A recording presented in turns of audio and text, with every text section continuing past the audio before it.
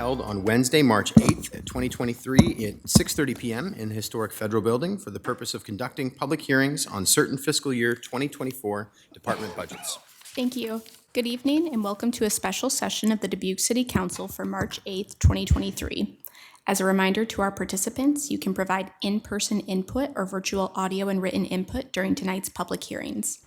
Input options during the live meeting include: in-person attendees may approach the podium when the mayor asks if there is any public input for the public hearing they would like to speak to.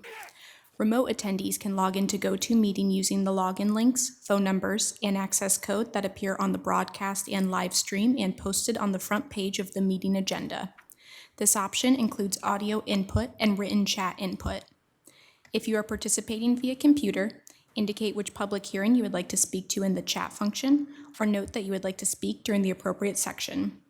If you are participating via phone, indicate which public hearing you would like to speak to during the appropriate section. All comments, whether in person or virtual, must be accompanied by a name and address. Additionally, written public input is accepted by contacting the City Council directly from the city's webpage at www.cityofdubuque.org/councilcontacts and through the City Clerk's office email at ctyclerk@cityofdubuque.org. This information will be reiterated during the meeting.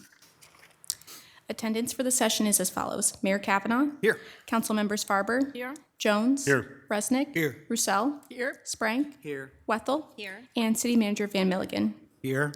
Thank you. Mayor Kavanaugh, I will turn it over to you. All right, thanks, Adrian.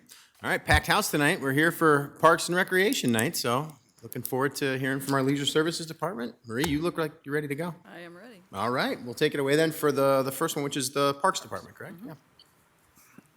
Thank you, Mayor and City Council. My name is Marie Ware, and I'm the Leisure Services Manager. And this evening, I want to first off just start out with, we are covering tonight Parks, Recreation, Community Impact Division, as well as the Recreation Division.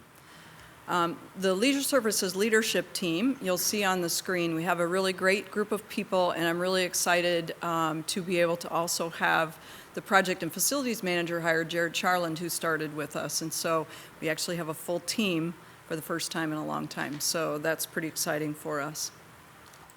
For this evening, because Steve was not able to be here with you, Steve Faisal, our Park Division Manager, and he apologizes for that, but I'm going to pinch hit. So I will do the best I can, and if you do have a specific question I can't answer, then I'll just have to get back with you. The Parks Division has 39.59 full-time equivalents. There's a whole group of those that are those 30 temporary employees that you see there. But we do have a complement of full-time staff that you see listed there. We have our leadership team, which is the first level underneath Steve, and those people do an outstanding job. They're working supervisors. They're out in the field every single day, being able to help perform the duties as well as supervise all the duties and supervise all those temporary employees that we hire. We also want to give a shout out because if you would have seen this chart, even last year, vacancy, vacancy, vacancy, we have done a lot of hiring within our Parks Division to be able to get all the positions filled. We've had numerous retirements and people leaving, and so we're down to having the one, which is the highlighted one, which is the urban forester. So we're excited to be able to be nearly at full staff. Last year of note, we were able to hire 12 of those 30 temporary employees, and so we're pleased that we're at 9 so far and continue the process of recruitment and hiring every day. Want to give a shout out to the Parks and Recreation Commission. The Parks and Recreation Commission is just like all of our commissions. They're very, very dedicated to what they do, and we so appreciate all their efforts and their meetings. And I didn't look ahead of time, I'm sorry, to see if we had any. Doesn't look like we have any of them here tonight. But they do a great job for us, and we really appreciate their efforts. When it comes to equitable community of choice, parks are one of the most equitable things you can have. They're free places that you can go and play, be in, and do all kinds of activities. And particularly, we have a lot of activities that Dan will talk about in the recreation area that we do within a number of these. They're particularly equitable for us in that what you see here is our census tracts that are our areas of persistent poverty. And we have 20 different parks that are located within that yellow. And then we have another 16 others that are just outside of that yellow that are within a quarter mile of those borders. And just to give you kind of an idea, we have 51. So if you look at that number, the percentage is very high of number of parks that we have that are very close, either close by or living within that area. So parks and trails. Parks are so very important. Even tonight, when I was driving, I call it down the hill, in order to come down here from Bunker, I passed by Jefferson Park, and it always just warms my heart when you see kids out playing, and that's what they were doing. There was a whole group of kids that were on the basketball court at Jefferson playing tonight. How many of you would go out when I looked at my car and it said 44 degrees in order to play basketball? And so it's always great to see. Like I say, it's the great equalizer. We have many of our parks, we have beautiful trails, and trails aren't always just the connecting ones. Like a lot of people think about the Northwest Arterial Trail because that's a long extension. You think about our trail in the north end that connects up to Heritage Trail. Those are all great trails, but in a couple parks, like you see on the left-hand photo, that's Valentine Park. And there's a lot of people that live in that neighborhood that will walk to that park and do a loop, 2 loops, and that's how they get their exercise. So we do have those spaces that really are great places for people to be in. Trees are another piece of our Parks Division, and a very important piece of that. Our urban landscapes are so important to us, and trees are so important to our community. If you think about what makes our community really special, it's because we have all those beautiful bluffs, and then during the different times of year, this time of year we're looking forward to that green leafing that comes out, but yet in the fall time we really look forward to the beautiful colors that go across all the hillsides and up and down our streets and areas. And trees increase your property value, so important for all of our neighborhoods to be able to have that. We also take care of a lot of flowers and landscape beds throughout our community, and they're sprinkled all over the place. And as you've seen many times, our greenhouse is one of the things that helps us to be able to do that. We do a certain amount of ordering, we do a certain amount of baskets and all the different things that it takes to color up our community.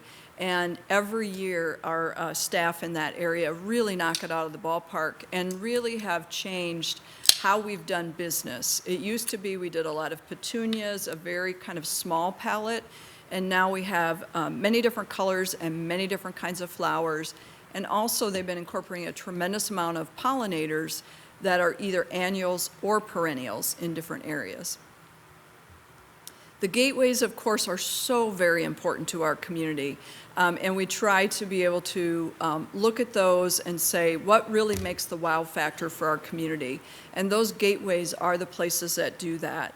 And so the picture on the left is an addition that we made on Chaplain Schmidt Island of being able to have an avenue of flags that comes as you enter Chaplain Schmidt Island and goes towards the up to the bridge. So we have it halfway done around the island. It's a beautiful display that goes out on all those special holidays that we have. And of course the Bee Branch and all of our other greenways and corridors that we do maintain. We maintain industrial parks and the downtown. So the industrial parks of Dubuque Industrial Center West, you think about what makes that so special. Many industrial centers that you drive by, or if you're in a visiting city, it's just big buildings. That's it. Big buildings and parking lots, or big buildings and places for lots of trucks to park. When you look at our industrial parks, you'll see something different. They really are true parks. They look more like parks. And then our downtown and Main Street maintenance areas that we take care of. And those are sources of pride for many individuals. And we also now take care of not just in Dubuque Industrial Center West, but that extension of it that we call Dubuque Industrial Center South, so that we know which one we're talking about, but it's by Simmons and Verena Coffee. So we also take care of that area now too.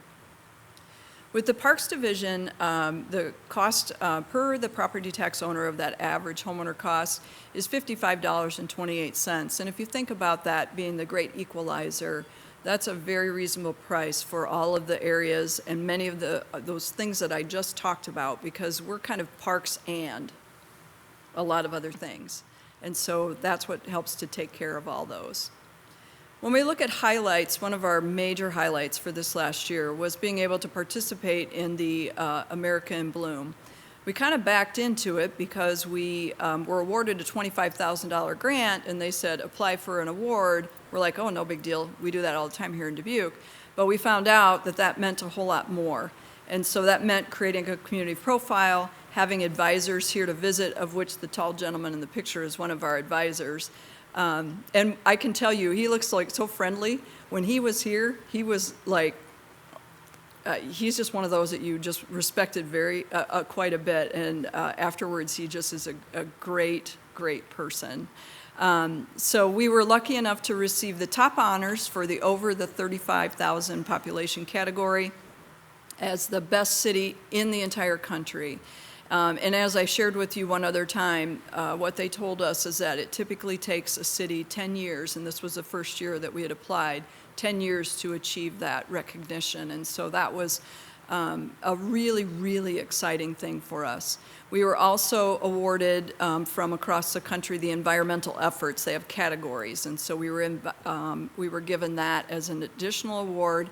And then also, Councilperson Susan Farber was a nominee for the 2022 Dwight Lund Community Champion Award.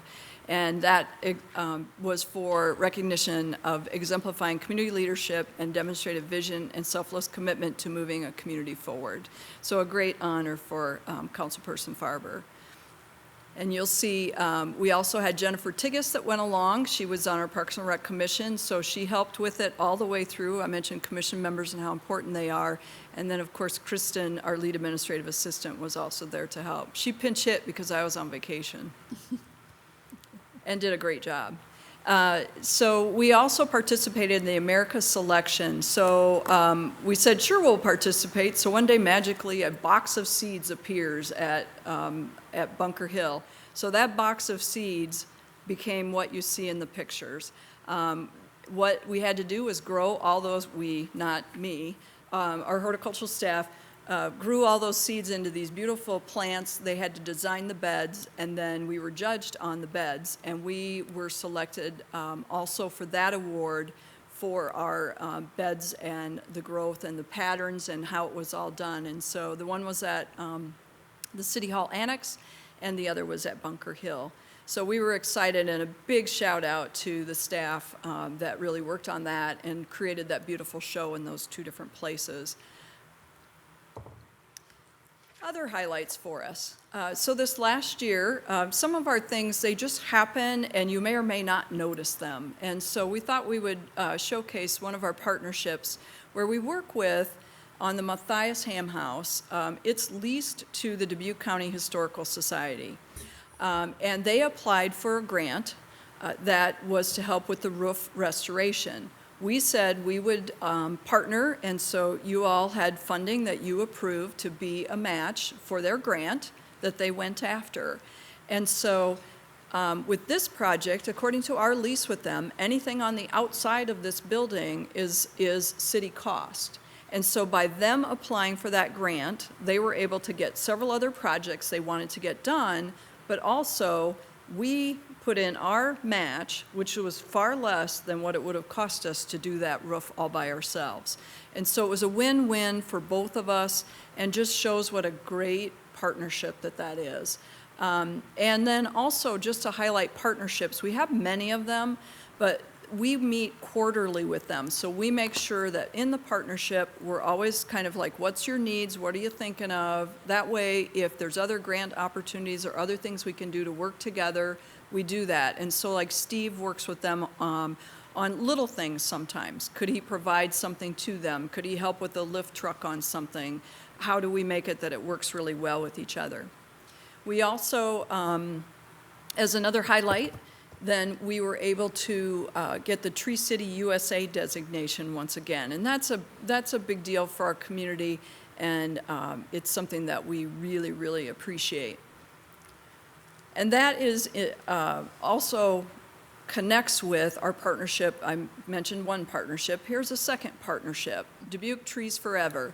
And our partnership with them is a great partnership. It is, I remember when Councilperson Rousseau and I were at a conference and we were just talking, wouldn't it be great if, and I said, well, we're gonna need some volunteers and it would really be helpful if somebody could lead this, and that conversation bloomed into what you see today. And a lot is to her credit, as well as the many people that volunteer in Trees Forever. That's what makes it special. That was one of the things we talked about. It takes a lot of people, and that's exactly what they've done. So this last year, we planted 194 trees, of which the majority of them, 174, were planted by Dubuque Trees Forever, and they were planted by all those volunteers. And if you've ever seen on their Facebook page after they do those plantings, and I think some of you have participated in them, the neat thing to be able to see all ages, in all different neighborhoods, in all different places and spaces, and there's always a smile on everyone's face. It's always a great event. And so that is awesome to see, and that's that partnership. And so when you look at the year's highlights for them, they not only do the planting, but one of the things we even talked about is sometimes the maintenance of things is something where volunteers can be involved in. And so that's what you see, like with one of the pictures there, of remulching those trees. Trees are something that still needs some care. They mostly grow on their own, but they really are assisted if we keep remulching them. That helps them to maintain that moisture that they need. As a project that really was an equity project was a lot of planting in the downtown area. So this year they had a project that was on Jackson, White, Elm, and Central, where they planted trees back.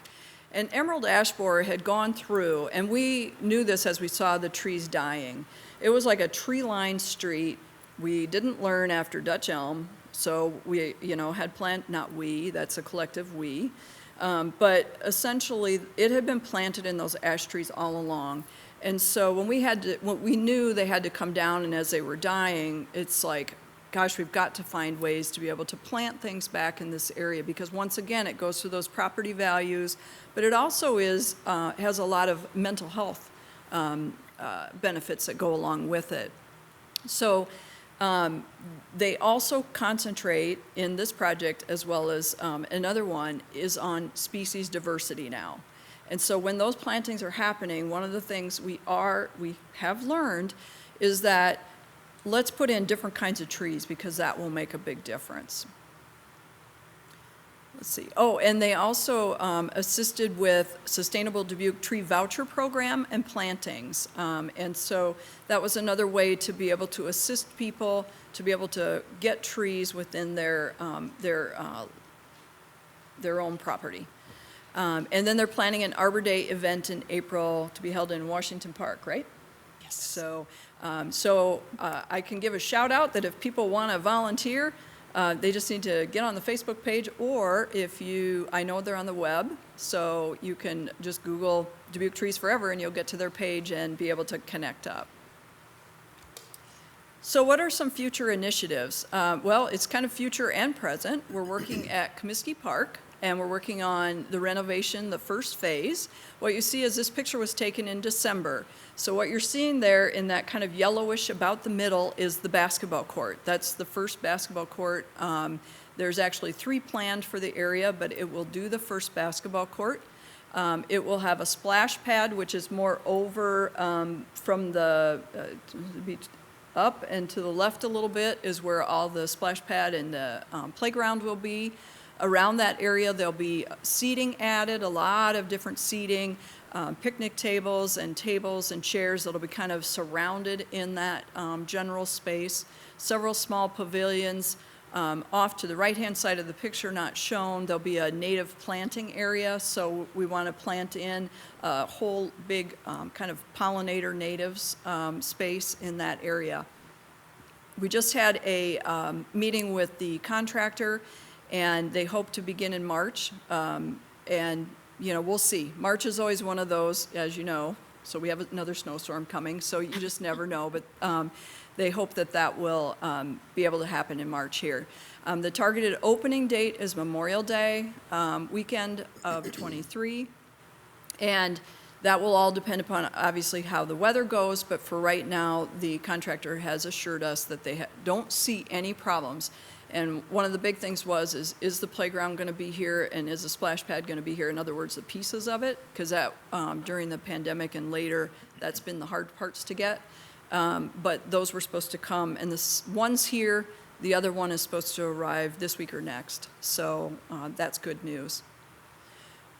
So another big initiative, and this is what you approved as an RFP just Monday night. So we actually have an RFP out right now for the planning services and construction services for the consultant to be able to work on Eagle Valley, English Ridge, and Westbrook parks. And so we're really excited for those. Those are new mini parks. They've been on the docket to do for quite some time. One of them, we were donated the land in 2003. So we're really excited to be able to do that and to have the neighborhood be able to have the benefits of those. And the nice thing is all of our parks serve as neighborhood parks, but they also serve everyone. This project, we did the map just to kind of show you, because just the way it worked out, these projects I'll talk about really are in all the areas of the city. You see there's some kind of in the middle, on the north, and the west, and the east. So we kind of hit a little bit of everywhere when we have this project. Included in that project is the Jackson Park restroom and amenities project. Replacements of the Murphy and Madison playgrounds. And so we're really excited for those. Several of those were on your major projects for your council goals and or management and progress projects. And so we're moving those forward. Another thing that we'll be starting in calendar year '24, so not for a little bit yet, is the Comprehensive Parks Master Plan. And we really, really look forward to being able to do that. And just when there was an article in the newspaper a little bit about it, we had people calling, how do we participate? And it's like, we're not there yet. So there's a lot of interest already just in people knowing that we're going to do a plan, which typically you don't hear that quite as much. And so I think that's going to be a really great project for us. As we continue to look at the future with Emerald Ash Borer, we've reported on that over the years here. Obviously, that's been a very big thing. There was 1,750 ash trees that were on the streets and in our parks and areas that we had to deal with. Of that, 1,300 of those were street trees and 450 were in parks, and then the rest was in other areas. Here's how we've progressed. So, sadly, but yet necessary, was to be able to take down 1,162 of those trees. We're pleased to be able to say our street trees are all down. We still have some of these other ones in order to be able to do, but we're getting closer to the end. We did treat trees, and so those treated trees, as you see, most of them are doing pretty well. Some of them, even though we've treated, you can start to see they're in a little bit of a decline. But what it's done is it's been able to keep that green that much longer. And so it's still worth it. And then, of course, after we took the trees down, there was all the stumps. And you had approved a year ago or so us being able to move ahead and be able to do a stump and sidewalk project, because many times they go together. So between our budget and engineering's budget, we put it together so it's like the stump comes out, they have somebody in there to be able to do the sidewalk at the same time. So it's a real coordinated project. So that's how many were removed in 2022. We still have a number of those to go yet, but we've gone a long ways from how many we had to do. So when it comes to recommended improvement budget requests that we have that are recommended is the installation of pollinator areas throughout the park system. And so this is a way for us to be able to start. What you see is that we've started to do little spaces, but more of, we have some larger projects. So Dubuque Industrial Center West has some larger areas, but one of our goals is to continue to increase the numbers of acres that we have in pollinators. And to do things like we have started at Eagle Point, where there's some areas that you don't need to mow it 26 times a year, because someone's not going to be in it 26 times a year. They're not going to be in that space. We don't need to mow it. We could put it in something else. And that also then saves us, because then you don't have that 26 times a year and the gas for doing it and all the other things that you do. So this is just some money to be able to help us look at some areas and be able to continue with that effort. Then one of the improvement packages that was recommended is the full-time confidential account clerk. And I do want to spend just a little bit of time kind of explaining about this particular addition, and how thank you, and how excited we would be to be able to have this approved as a part of the budget process. So Leisure Services is a pretty big department, and our support staff to us consists of a confidential account clerk, one of them, one full-time customer service assistant, and one full-time lead administrative assistant. So throughout our department, what you would consider the clerical staff or the support staff, there's 3. And so, and then we have just a 0.48 hours for receptionists that cover the Multicultural Family Center from 5 o'clock on in the Saturday hours, so that it covers the window of time. And so that 3.48 FTEs covers our customer service desk that did move to the Multicultural Family Center. So every call that comes into Leisure Services, unless it goes direct to one of us as staff, goes through them. They're the ones that can help people with registrations. They take pavilion reservations, all those different kinds of things. They support taking care of all of our bills, all of our P cards, all of our payroll, and then, which of course that grows. Now, the new system will help to lower some of that probably, but overall, other areas have continued to grow. When the customer service assistant, which is your main person at your front desk, when they go on vacation or they're sick, then someone else has to step in. So that means that the person that has to do that is a lead administrative assistant, because the confidential account clerk that we have, due to division of duties where you can't take the money in and deposit the money, so that person is out. So basically I have 2 people. So what we've run into is that we always have to have someone else cover the desk. So if both of them are gone, that means the people that cover are the recreation program supervisor staff, because they're the ones that know how to register people, they know the system. And so basically we're then backfilling with them, because we just don't have another option to be able to do that. We have had the site supervisors on occasion help with that, as well as the assistant Multicultural Family Center director, just to be able to help cover. You don't ever plan for both to be gone, but life happens, and it has happened to us quite a bit in the last couple of years, and that's okay, and so we're covering, but that's really not the best way to do it. We also have a tremendous amount of facilities that open in the summertime, so it's taking all that money that's coming in, that all has to go through that one confidential account clerk. We have 32 different people that have P cards, meaning a credit card, in order to purchase things. And if you think about how we purchase things, we purchase in like dollars and cents sometimes. You need 2 bolts, you need a little this, a little that to fix. You know, if you think of how many times you go to Lowe's or Menards or any of those, you know, Steve's Ace, we spend a lot of time with that. And so there's a lot of processing of our P cards. We currently have about $21,000 a month that goes out in P card payments, but each one of those receipts has to be input. So it takes a lot of time to be able to do all that. And that's that one person. Right now, that person gets paid overtime almost every week in order to be able to complete those duties. Then when it comes to a number of the pieces of work, we also have people like myself, Dan, and Steve, who, when it comes to contracts and it comes to agreements, we're doing most of the processing because our staff doesn't have time, which in other departments and in other places and spaces, that's actually done by confidential account clerks.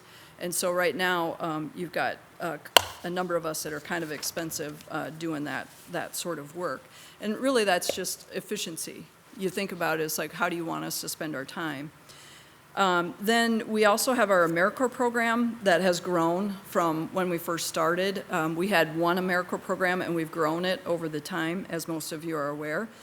That is actually financially the finances all go through the Budget and Finance Department. So right now, they're the ones taking care of that program because that's kind of just how it started when we took over AmeriCorps in the division. So what we want to do is transition that back out, free up time for Jenny's people to do some other stuff, and bring it in department. So when you think about this position, that's the kinds of things that are going on. We also know that if approved, it would be located at the Multicultural Family Center. It's the intent would be that some of the reservations of meeting rooms or other different types of things that are being done by some of the other staff would then be taken on by that position as well. So really, there's more than enough full-time work for that. But it really is moving a lot of different things that people are doing to free up their time to do what they do. So that's what that position is all about. Very much needed for us. Additionally, we have a furnace and air conditioner installation in the Park Division Manager's office. He has never complained one day, but there is no air conditioning in his office. Hasn't been the whole time he's worked here. I didn't even realize it till he wrote the package, because he's never said anything, and that should just be something that is a part of being able to have an office. The furnace is, I think it was 40 years old, so it's time. Also, we have forced air gas heaters in the park's maintenance headquarters. This is the third and final phase, so previously you approved 2 different packages in order to be able to do the first 2 phases. This would actually be for the maintenance building. We already took care of the greenhouse and the other associated buildings on the east side of their campus. And so this is for that. Video projector and screen is so that we can do some of their staff trainings at parks right there at the Parks Division. There's a number of different trainings, safety trainings and things that the city is offering that at times it would be much easier if they just put everybody in a room, do them all at once, because otherwise, like many of them are online, but we need to have, and not everybody has a screen if you're in parks, right? They don't have a computer, iPad, whatever it so happens to be, so it would be easier for us to be able to do that. And then also the purchase of a mini excavator, which would be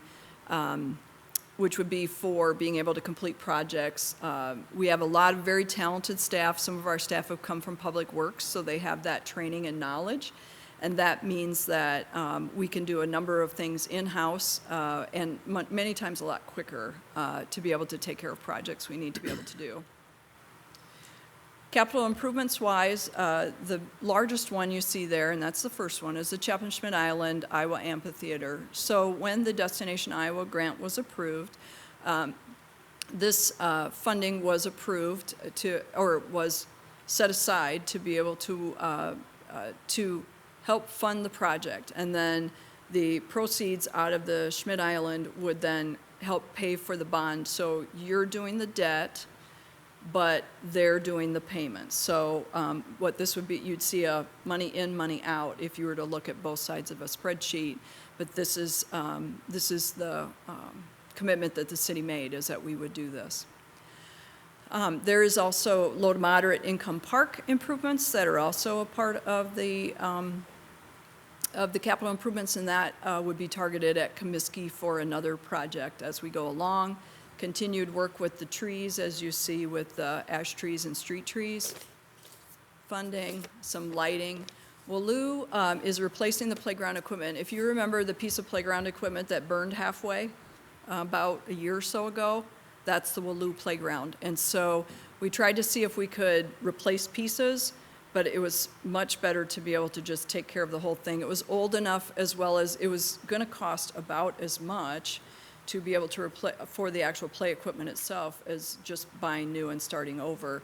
And when we do these, what we're also doing with our play units is putting the rubberized surface under all the new ones that we're putting in. And so that would be a part of the project.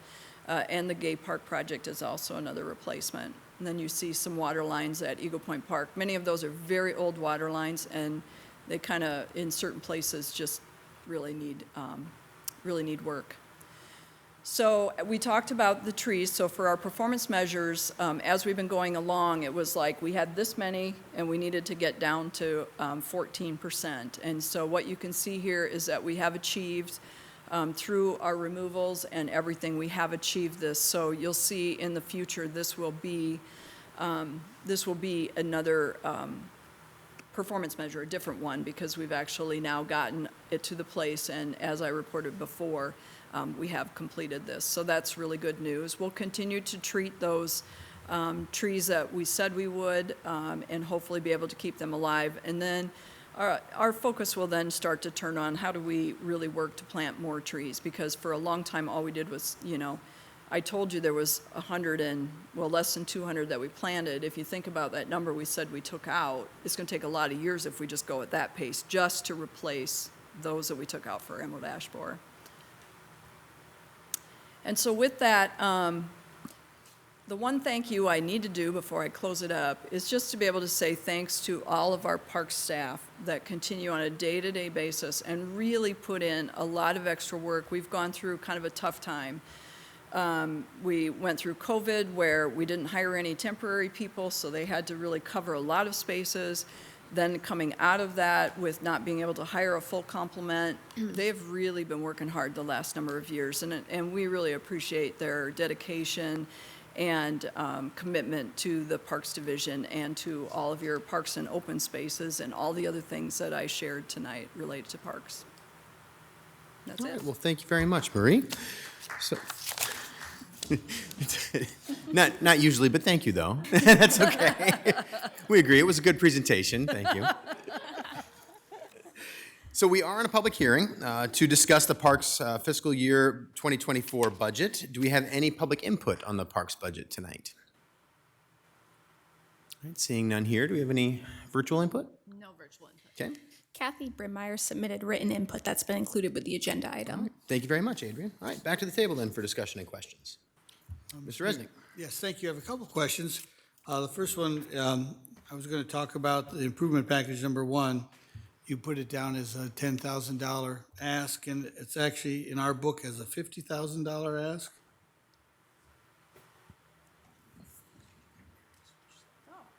Must be a typo, sorry. Which one is it then? It's 10, right? It's 50. Oh, What rats. is in the thing? Sorry. I was going to ask you why it's 50,000. What are we doing with that costs $50,000? Well, by the time that it's not just buying seed and those kinds of things. You have to prepare, we'd hire a contractor to help us do some of the different areas. And then there's maintenance that goes along with that. There's always an establishment period for the first 3 years. And so that takes a little bit extra to be able to make sure that you can work your way through those establishment periods. I see. I mean, pollinator areas are really big. Citizens are, they care about this. I'm just wondering, you mentioned how great the tree volunteers are. Is this something that we should look to think about? People are interested in pollinator areas. Maybe we can look and do not just these areas, but look for other areas. Is it something that can get volunteers, or what are your ideas? The areas that I've seen volunteers with the pollinator areas used a lot is really actually the harvesting of the seeds. So as you get them developed, many areas will have a day where they go out, and then, it's like we're going to pick off all the seed heads of different ones, and they show them what they want, and they just go out through the area. Because what that allows you to do then is you're collecting those seeds versus buying them. And then that engages that group of people into that and helps them learn more about it. So as for what I've seen, that's it. The other time that I've seen volunteers used in that way is being able, if you were going to plant what they call plugs. So they're usually about this big, and they have, because it's a root base for a native, like you buy one at the store, it's like this. They're like this. They're a long tube because they have to have even in their early growth, they have pretty long. And so then they have like this divot deal that they put in the ground that makes kind of that hole, and then you push them in. And so That's where I've seen, it's a different planting method than seed. It's kind of like you've started out with plants in the beginning. And so that's another area I've seen volunteers be involved in something like that. I know the Park and Rec Commission has a lot to do. Do they have a committee that does volunteers? Do we have to rely on Ms. Russell again to do these kind of things? But, I mean, citizens do enjoy digging in the dirt. And my second thought is that since we're considering a mini excavator, maybe it would be cheaper if you say, you know, we're going to do it ourselves. So those are some of the things that you mentioned that we could use the mini excavator for, is we could do it ourselves, because you talked about other outside folks coming in, and of course they need to be paid for their equipment and their time. So is that something a mini excavator could help with? Is this establishing pollinator areas? It's not, that isn't necessarily the type of equipment you would use It to doesn't do smooth that. things out Yeah, and dig it well, up. it can do that. But most of the areas where you would do it, like in Eagle Point Park, we weren't smoothing it out, but essentially we were taking some banks that were like more steep, and we were planting them in those natives. And we didn't want to be able to change it. We just wanted to get a different ground cover on it. So we used the natives in that. So you're not really trying to actually flatten it out to plant it. It's not a lawn. Usually natives go by whatever the way of the land is. So whatever the land is, if it's, you know, you don't mess with it. You just start with whatever it is. And talking about the excavator, mini excavator, just looking at the different, you know, if you Google mini excavators, there's little ones and there's really big ones, and they still call them mini excavators. Did you get this number by seeking out, the John Deere folks, or where did we get this? And does this include a trailer? Because you mentioned that it needs to be moved around. Yeah. Yeah, so one thing I can tell you, even though Steve's not here, he's a researcher. And so when that number is there, it's because he knows, because he's already got some pricing from somebody that says this is what it's going to cost, here's what it'll take to move this thing around. And so he's not here, but I know that's exactly what he did. He also did the $50,000 estimate. Yeah, that was, yeah. With a budget presentation, there always has to be something that you miss, right? So it's so funny. I'm thinking, okay, so there's 2 or 3 people back here that double-checked everything. I try and double-check things, and we still have one once in a while that gets through. I think we even had it probably when we did we have a run-through even with the city manager, and we all missed it. Well, thank you very much for coming in tonight and helping with this presentation. Thank you, Mr. Mayor. Ms. Russell? Sorry. So, Marie, of course, my question has to do with trees. And I was looking at the Forestry Division page, and every department has a mission statement.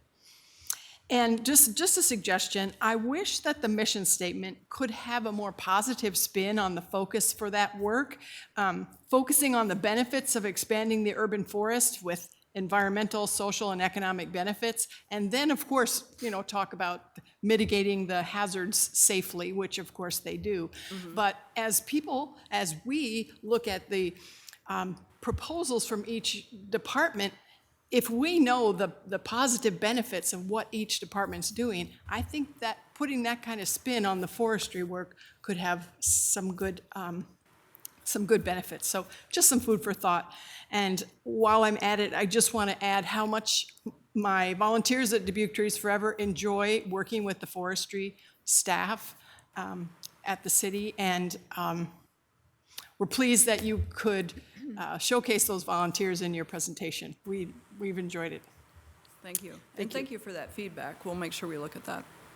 Ms. And Farber? Mr. Mayor, so wanted to, again, thank you and your team for all that you do for the city, and especially when we talked about the AIB, the Americans in Bloom conference that we all attended, and one of the key success factors, I think, for everybody in attendance was the fact that flowers are power and economic development. And so it would be nice to kind of reinforce the fact that the flowers and the landscape beds that we do are really important, not only as an amenity, but it also is an economic driver for the businesses and for the residents to enjoy.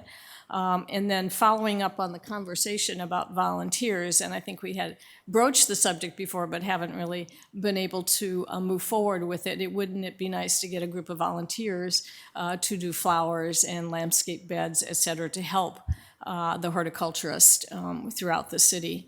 And, be very interested to learn how we would do that and if we could set that up. I think that would be an added benefit for the city. And I bet we would have lots of volunteers that like the trees. Yeah, so thank you. Thank you. Mr. Sprague? Thank you, Mr. Mayor. Marie, thank you as always for what you do to make our city look beautiful. I think the staff is always trying to do what they can. Very excited with Comiskey coming on board here soon. You mentioned about some of the new park equipment at like Gay Park and Wooloo. What's usually the life expectancy of that playground equipment? For us, a typical is about 20 years. And there's, every once in a while we have one that doesn't do well, right? So it's a little bit shorter. We actually have most of ours now out there that are that or longer. And so it's an area that is definitely going to be a focus. I think what you'll end up seeing is that we'll be continuing to request, because there was a point in time that I know when my predecessor Gil was here that back in the records where it was like 2, 3, 4, like in successive years. And so there's a whole group that's kind of in that certain age range.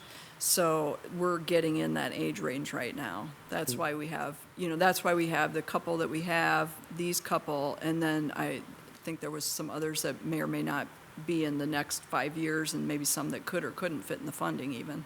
And that'll probably all be discussed in that whole comprehensive plan that you're going to be getting to us at some point. Yeah, yep, yep. And when you think about playgrounds, they have really changed a lot. And that's where, people have been introduced to what some of the features are, like in the Miracle League complex. And you hear a lot of people talk about that.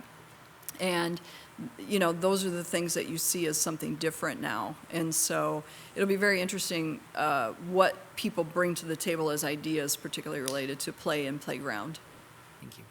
Thank you, Mr. Mayor. Ms. Wethel? So thank you again. So much information to go through because you have so much under your belt. The couple of questions I have. So number 1 of 9, I assume then those are all perennials, and you will not be coming back next year with additional money to place the same plants in the same place. Oh, and so, for the natives? Yeah. That's correct. Yes. Natives are perennials. And so I know it's a non-reoccurring, but I just wanted to put that forward because it is a one-time investment. Yep. But I know American Bloom really appreciated a lot of our native plants. I know when I toured with them. I hear a lot about maintenance, and I know that you have requested those positions and that they were not recommended. And I just want to say I wish we could. And I know your staff works so hard and they do such great work. And I hope that the citizens of Dubuque understand that this is the balance of trying to find ways to efficiently use tax dollars. But I wish we could. Yeah, thank you. My one question actually follows on that one directly. The maintenance ones, I understand that the city manager didn't feel he could recommend these 2 positions, and obviously there's a lot of things that don't get recommended in this process. But it's the same. I hear a lot about park maintenance and things like that. A lot of people are using the parks, so they call us and talk about maintenance and the challenges they see, complaints they have, things like that. I also get nice compliments quite often because I think we do a good job. But are there things that are, I guess my biggest question is, as you do this comprehensive plan, is the idea of the maintenance that we've had to defer and looking ahead and what the needs are going to be, is that going to be part of that comprehensive plan? Yes, there is a specific, we had requested a specific funding, so there's a master park planning, but we actually have another little pool of funding that's going to go with that, that was specifically for deferred maintenance planning. And so we're going to put that in with, so that that's looked at the same time.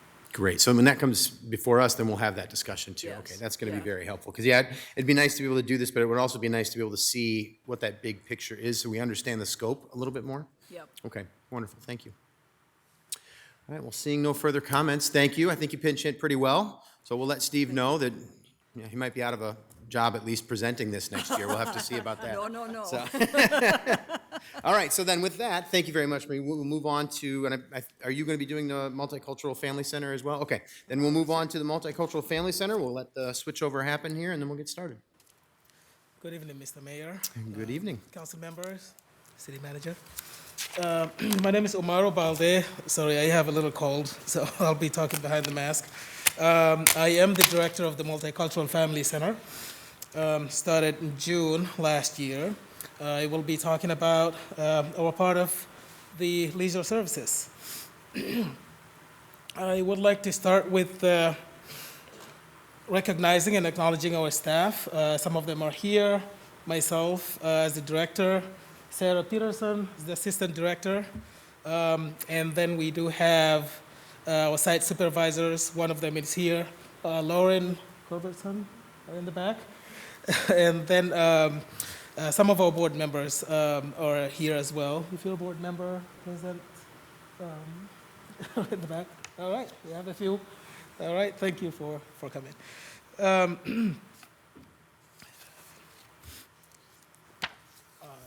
think I need to talk about that. Okay, so the Multicultural Center, we do have currently three actual full-time staff, myself, the assistant director, and then the teen empowerment coordinator, Courtney, who was not able to be here with us tonight.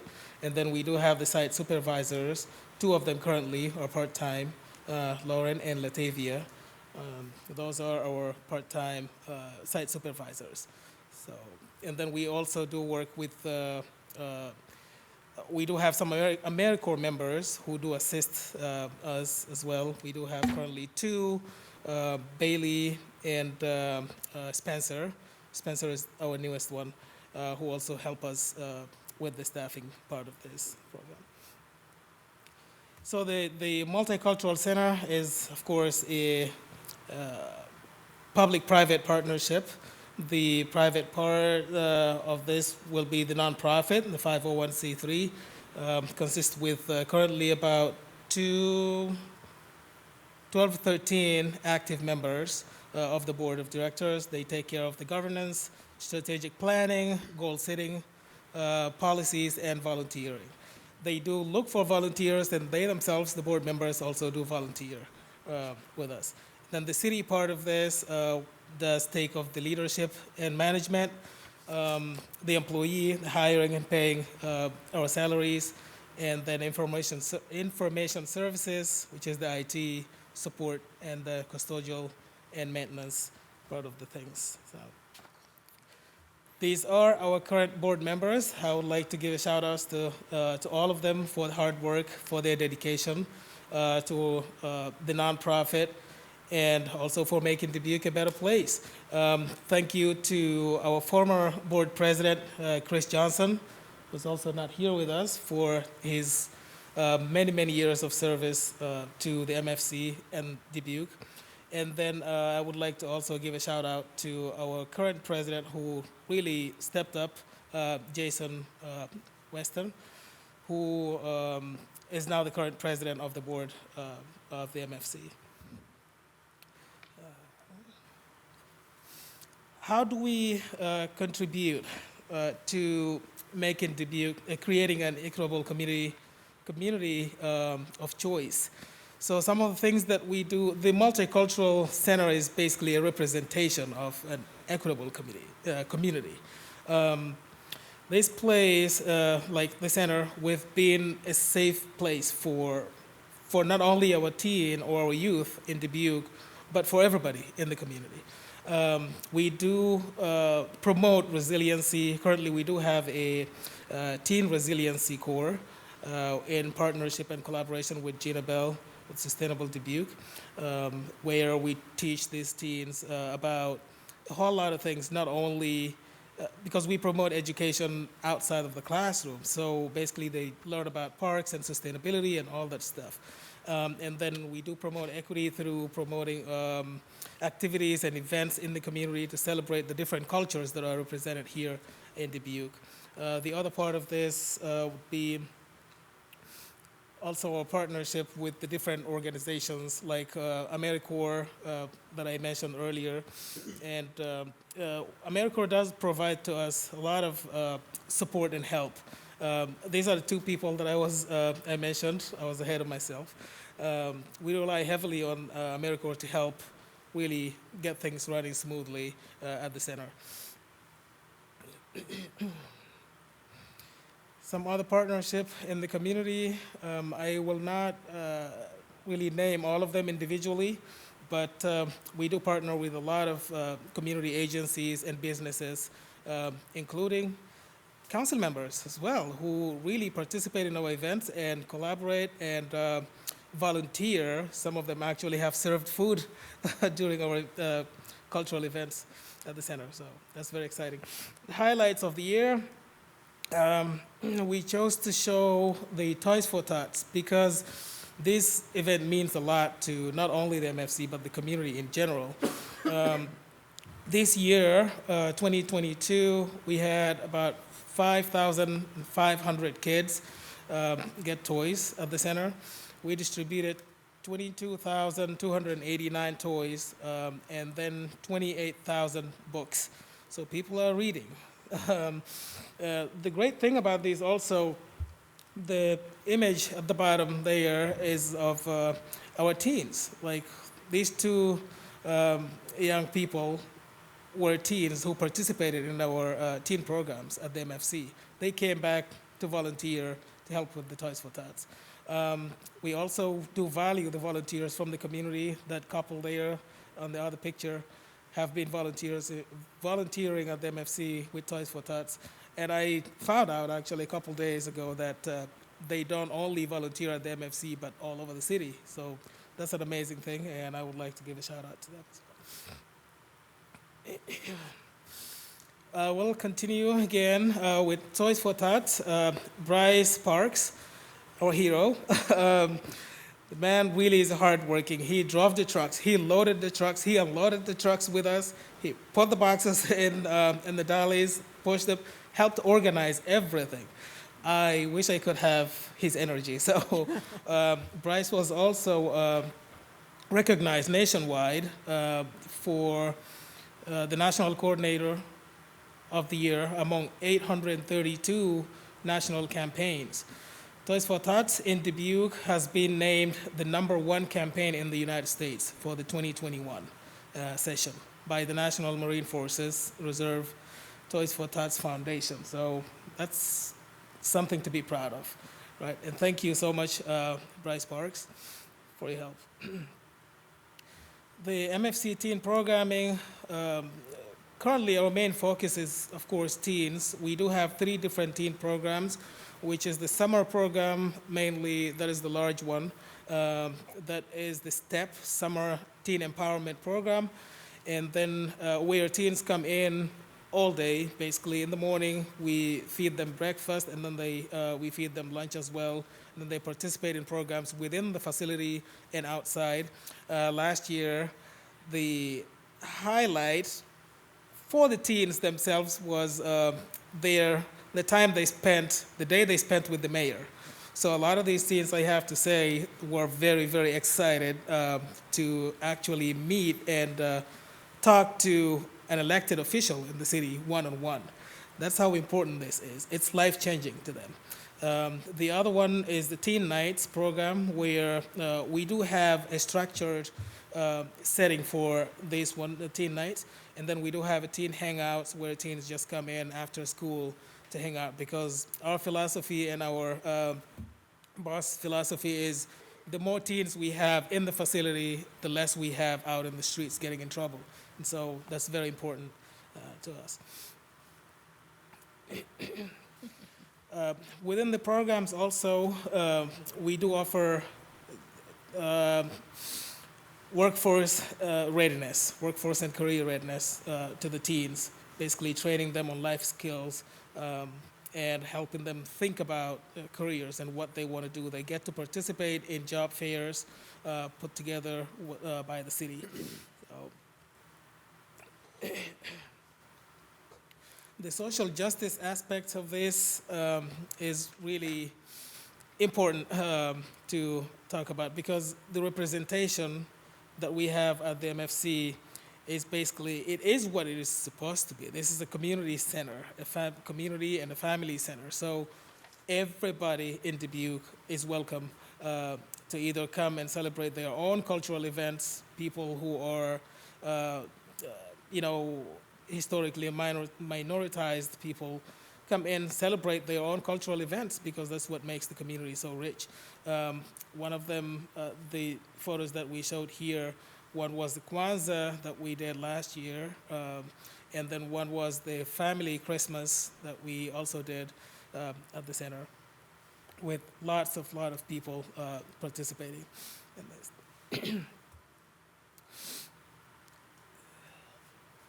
How do we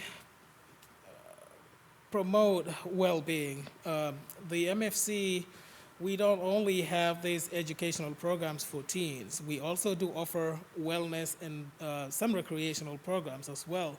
Our teens get to go on field trips, like the canoeing, and they go camping, just to experience nature as well. And then we do offer martial arts, basically to focus on physical being and spiritual being, which is the yoga classes that we offer, and everything is for free to the public at the MFC. So some programs that we also offer in partnership with the community agencies and organizations is nutritional, like nutrition, cooking class, not classes, but not also projects. Well, I would call them classes, because they teach us and the teens how to cook healthy foods and healthy meals. Social and emotional health and brain health, as well as part of our current yoga classes.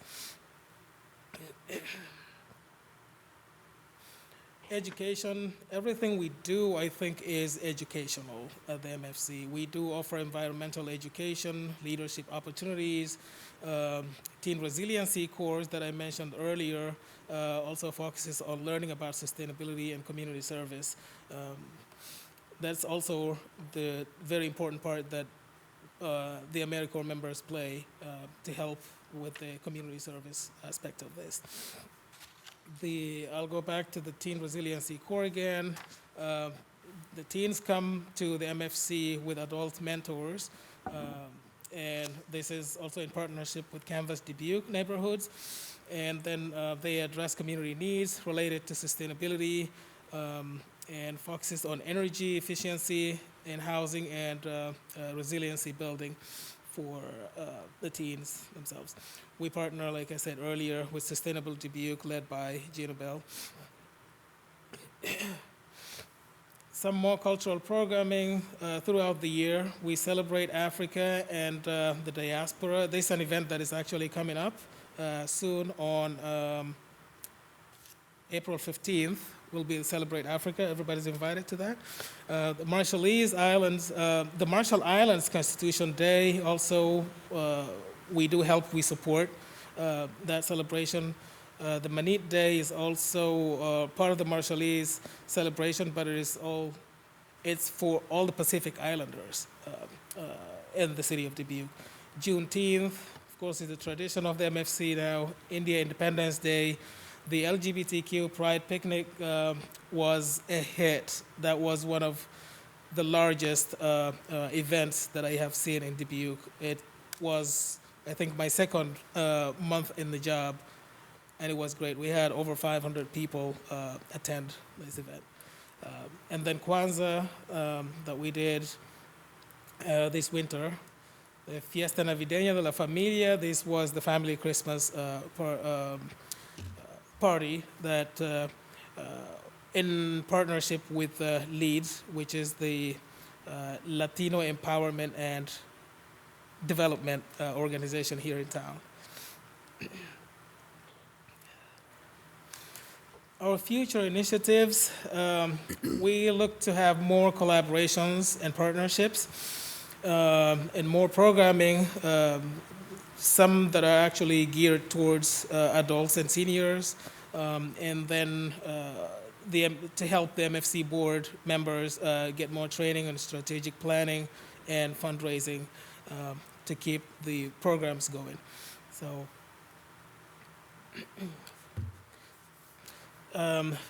this is our requested for property tax support. Basically, for an average homeowner in Dubuque, it just costs you $10.17.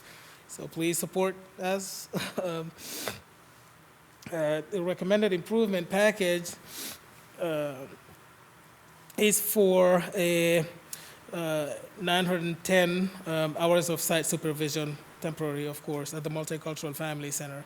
So, because currently we do have two, they are also part-time at the center.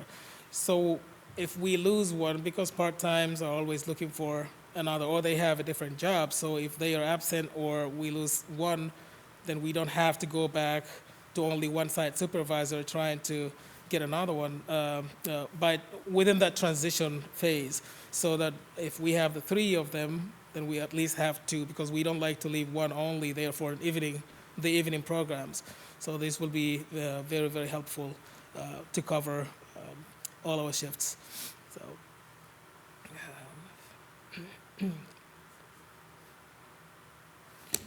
Our performance measures, this year with our STEP program, we had 47 teens participated, 46 of them graduated from the program.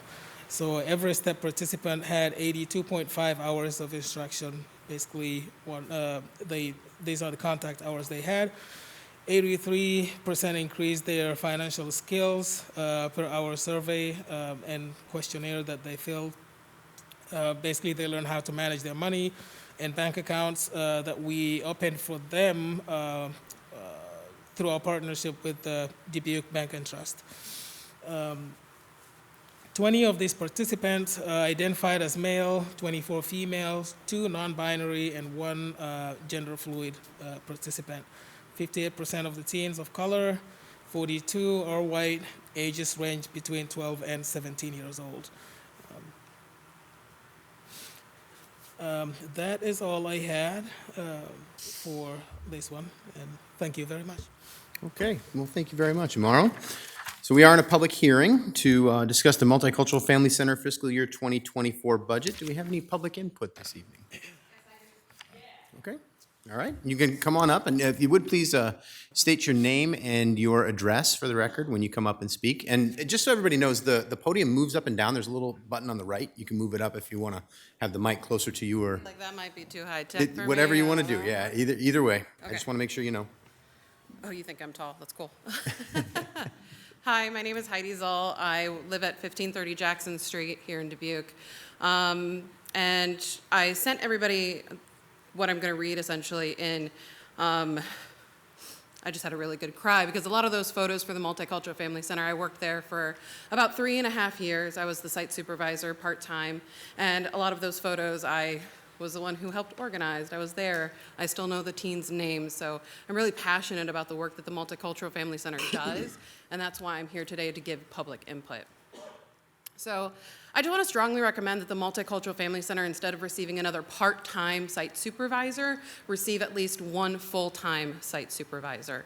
I highly believe that that's super important, not just to have 3 part-time site supervisors, not just because of logistics, but because I think it supports the city's goals in regards to financial responsibility and also the equity goals of the city.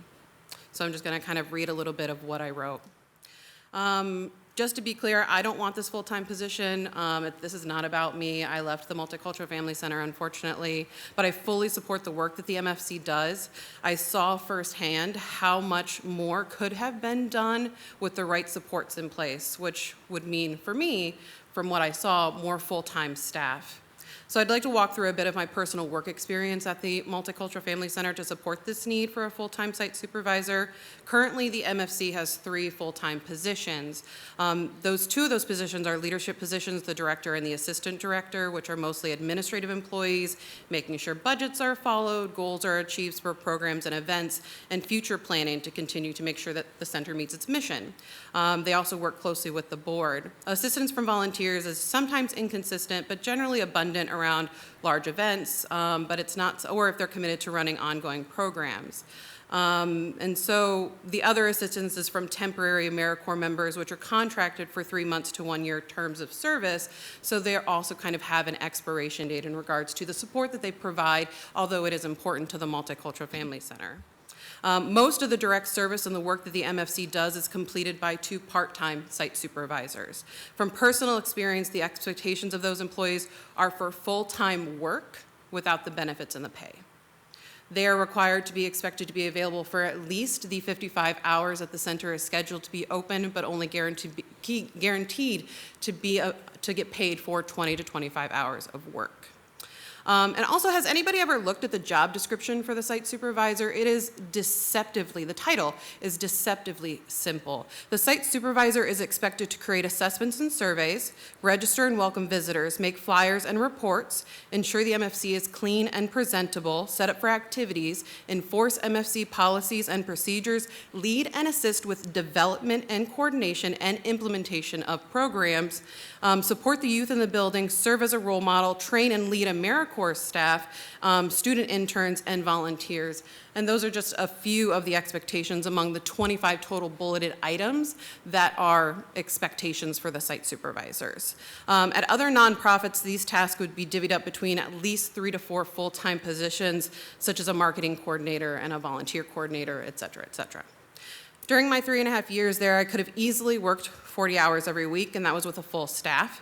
That doesn't include the periods where the MFC was severely understaffed. During my time there, we were without a second site supervisor for a whole year, from the summer of 2019 to the summer of 2020. We were also without a second site supervisor from October 21 to March 2022, and again from May 2022 to November 2022 after I left. During this time, the center was also without a director from the summer of 2021 to the summer of 2022, with no interim director named. And now the MFC is losing another director that left before spending a year in the position.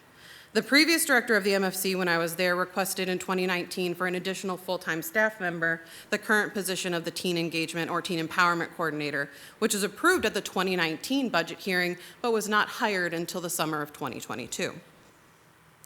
The staff at the MFC during this time, with all of this severe understaffing, did the work of this Teen Engagement or Teen Empowerment Coordinator, which is another full-time position, while continuing to meet expected goals and even growing and improving during this period. This is also the period when the building was renovated and expanded and we moved into that space.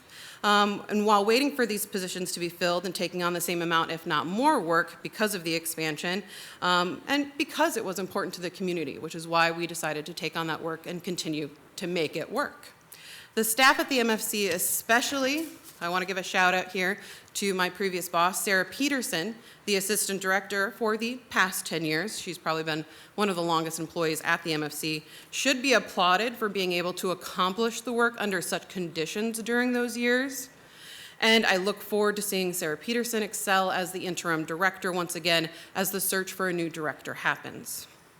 Now the MFC does have an additional full-time staff member, the Teen Engagement or Teen Empowerment Coordinator, but if this person is ill or must take time off, that programming is canceled, unfortunately.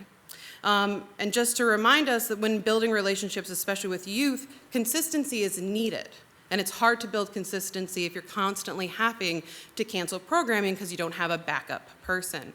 When I left in August of 2022, much of the programming that was planned had to be canceled until the Teen Empowerment Coordinator was able to take that programming on. The programming didn't restart until November or December of 2022. Do you know what the average 30 teens that we served daily sometimes did during this lost time?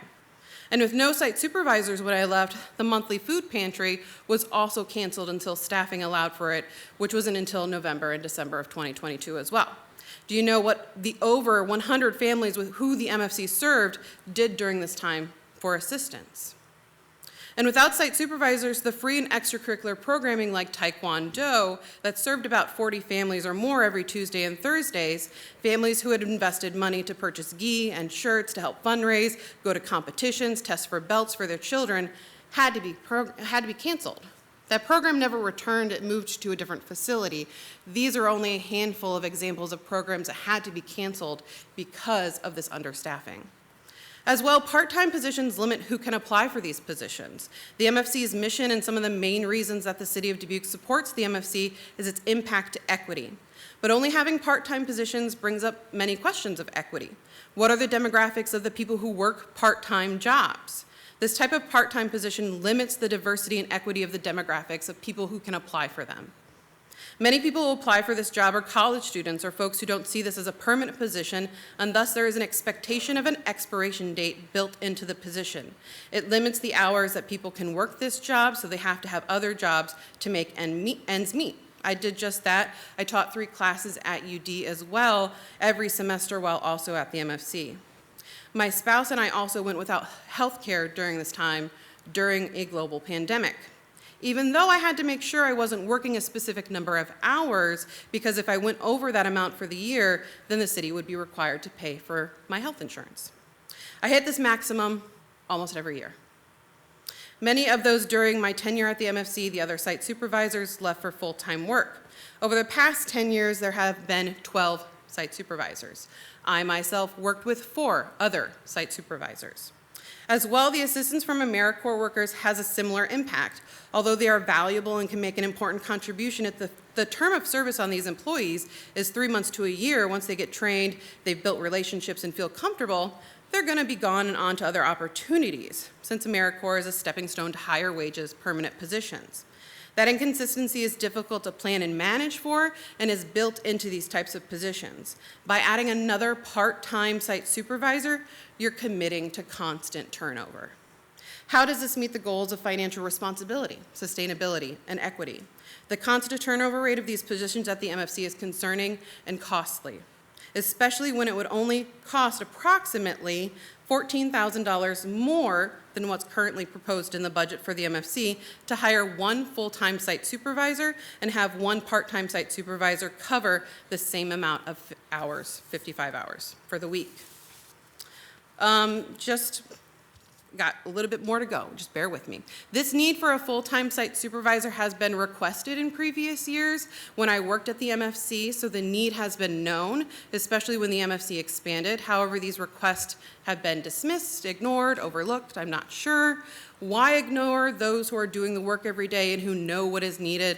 You don't just tell hardworking folks who are committed to doing the work, just make it work. That's not leadership. And just like those previous years, this year the request for a full-time site supervisor has not been prioritized. Is it because the MFC gets overlooked in possibly a mismatched department of being under leisure services and Parks and Rec when it might be better matched up with its mission and priorities in another department like Human Rights or the Office of Shared Prosperity? I don't know, I can only conjecture. This improvement package summary says that a third part-time position is being suggested because the 2 site supervisors could cover the hours of the center until hiring happens. I don't see how this is a planned solution when you find it difficult, from my past years of experience, just having 2 site supervisors hired at the same time. If the City of Dubuque is struggling to retain even well-paid upper management staff like directors, especially those from historically excluded populations, i.e. read BIPOC communities, then the city has a talent and retention problem that needs to be addressed. A solution to that is not investing in more part-time positions in a center whose central mission is assisting in building and achieving the mission of DEI work.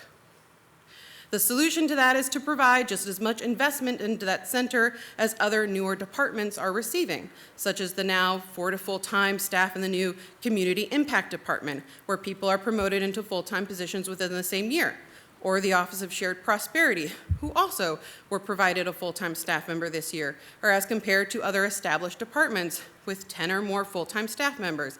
I'm not saying these departments don't need these staff members. I'm just saying that there's a noticeable difference between requesting a full-time staff member and the hiring of those staff members in other departments in a timelier manner than compared to the MFC.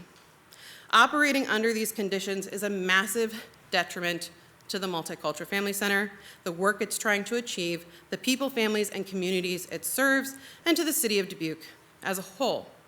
And just a final reminder, the MFC is a nonprofit, but it's also an interesting hybrid, where there is a nonprofit board, but employees are city employees. This is a great option for a nonprofit since all funding can go into directly supporting programming, not be applied to benefits and salaries.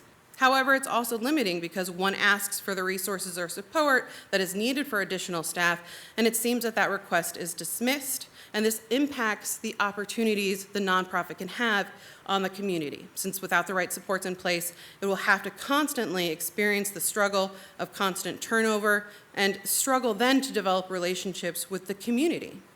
With this lack of support, it feels that the MFC is being utilized as only a facade to check off the city's diversity, equity, and inclusion checkboxes, so the city of Dubuque can move forward with their own agenda instead of being concerned on making real and demonstrable change. I hope this isn't the case, but from an external and an internal perspective from my experience, without providing those supports in place, it really looks that we're failing the MFC. Final note, it is vital that more full-time staff be dedicated to the MFC, especially a full-time site supervisor. Thank you for your time. Thank you, Heidi, for your comments. Yeah, come on up.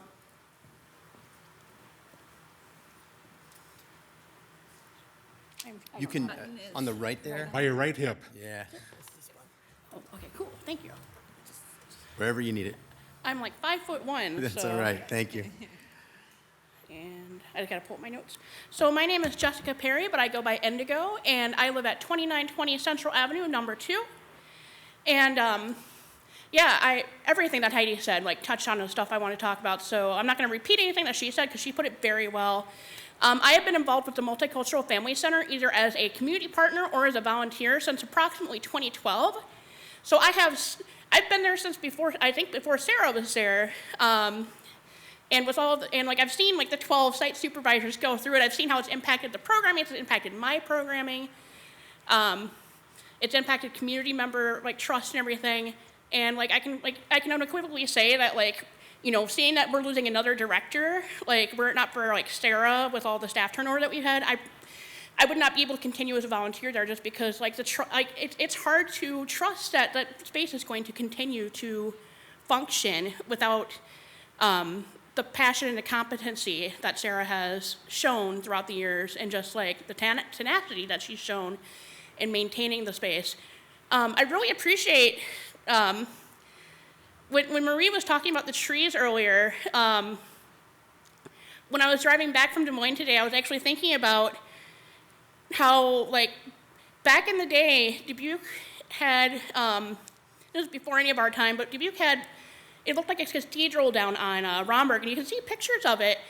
They had the cathedral trees, and there was like elm trees everywhere, and you know, now we talk about the emerald ash borer and the ash trees. That could have been way more catastrophic. When the Dutch elm disease went through and like ravaged the town, Dubuque was 85% elm trees. And it is only the reason that we didn't have that happen with the emerald ash borer disease is because Dubuque intentionally makes sure that they have diverse trees planted throughout the city. And my perspective is that if we're going to have, you know, intentional planning on diversity in our trees, how much more important is that to do with our people and nurturing the space that our people are, you know, born and raised and grow up in? We're really doing a disservice in not maintaining that same, you know, vision and planning. Yeah, when I saw the budget proposal and having another part-time, all part-time site supervisors, I've seen over the years like how much work they have to put in. Like, I personally, like, I would not apply for that position. Like, I have no intention of ever being a site supervisor because there's just, it's a lot. It's a lot of stress, it's a lot of responsibility. But as all of the things we're going through with like the recent struggles we have with staffing, I have friends that had children that were going to the martial arts classes that were down there that were like, they totally lost faith in the program, and that's why they moved, because they couldn't count on us. My LGBTQ groups that I support, I have not started my youth groups back up yet. We had postponed them because of the center being closed for a while. And my adult groups, I had to, because of scheduling and not being able to have staffing, ended up having to hold my adult groups at a church for a while, which is historically a very unsafe space for LGBTQ people. So I was asking people to come in and be triggered into the space. You know, having all of this turnover and not providing, you know, an equitable salary, benefits to, first of all, a program that we should be encouraging like diverse people to apply for who already have, you know, more issues with poverty just because of, you know, the system. And we're not, you know, if we're not actively fighting against that and changing that, what are we doing? My, you know, perspective on that is, you know, do we want to have, you know, the illusion of having diversity and inclusion, or do we want to actually actively be doing that? Because that's two different things. I also know that, you know, from what I've seen, you know, the AmeriCorps people have been wonderful, but, you know, when we have a bunch of young people coming through, and it's coming through every year, the training often is different. I can't depend on quality control. I can't depend on competency with my LGBTQ people that they have. I also can't, you know, I've had members of my LGBTQ group asking about safety measures. They straight up have identified that if we don't have, you know, staff that they trust, they don't feel safe. And it sounds like an overshot to say that, but I just, part of the reason I came in so late this afternoon, or this evening, is I was just coming back from Des Moines where there were several, there was an LGBTQ rally today and several bills, and I was actually sitting here with my friends and I'm like, oh, well, they just banned trans-affirming care for youth while I was sitting in here. We walk around in a, like, I had very visible proof that there are several people that don't want us to exist. So when I can't guarantee the safety for the people that I'm serving, because they don't, you know, like, they appreciate the staff that we have right now, but every time we get new staff, there's anxiety and fear that comes into that. So, you know, I can still remember in 2005, the city council did not include gender identity, or did not include sexual orientation as a protected status. And, you know, years later, I can remember the council people that did not approve that. We can't pick the times that we're making history, but, you know, 20 years from now, what are people going to be looking at what we're doing? And are we going to be good ancestors to the people in this community? And anyway, thank you. Thank you, Indigo, for your comments.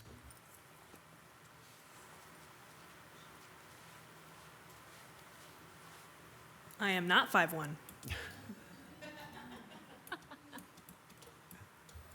Cool. Hi, I'm Olivia Nugel. I live next to the cathedral up the street. And I am the, kind of like the boots on the ground. I was a site supervisor, and I just ended that here in January, February.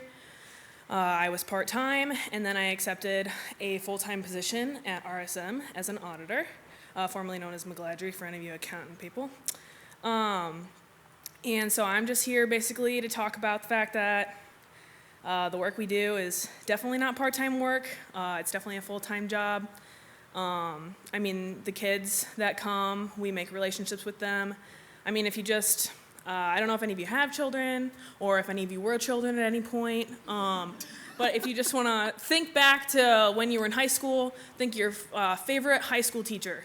All right? Like, picture them in your head. If you hated high school, think of your favorite coach. They were probably around in your life for like a year. But imagine if in that year and like getting to know them and them changing your life, they died. Got hit by a truck. Gone. That would have shaken your world. And for the teens that like come all the time, that watch like site supervisors like pick up and leave after 6 months, it's like we died. They don't know where we went. That we went to the corporate accounting world. What does that mean? That sounds like hell, you know? So it's just, I think it would be a good idea if instead of another part-time person, we had a full-time person that has long-term plans to stick around and build relationships and help kids grow. I know that like Mentor Dubuque and stuff, which is like a volunteer, big brother, big sister program kind of thing. They encourage applicants that sign up to have plans to keep in touch with their mentee or, for years. I mean, at least 3, up to 10, you know, when they start small, and then hopefully that you keep in touch with them their whole lives. And I just think that we need someone who can actually do that kind of a thing only like at the MFC. I don't know if you guys were the ones who, you know, approved like the whole rebuilding of the building, but if any of you have been down there, and I don't know if you have, but you definitely should walk straight up to the door between 12 and 8 and pull on it. It's gonna be locked. Why is that? There's not a full-time staff. It's not open. It's not open to the public. It's not doing its job. It's just a giant building that we spent a lot of money on that looks really cool, doing absolutely nothing. So, yeah, it would be doing something if there was a full-time person, which there's not. And I know you've heard that maybe we should get one of those. So if you got room on the budget, that would be nice. I know that you guys sit here all day, like parents and kids come up and we're like, money, please. So money, please. Yeah, that's all I've got, but I just know from experience that I had to go from a part-time to a full-time because that's just how it is. College ended, life started, and so, you know, that should be life. Should give life to that program. So thanks, Mom and Dad. Thank you, Olivia, for your comments.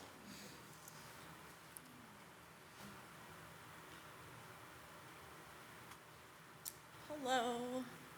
All right. I'm Tessie Strom. My address is 1850 Avoca Street. Essentially, I'm going to do like Heidi and read what I sent to everyone.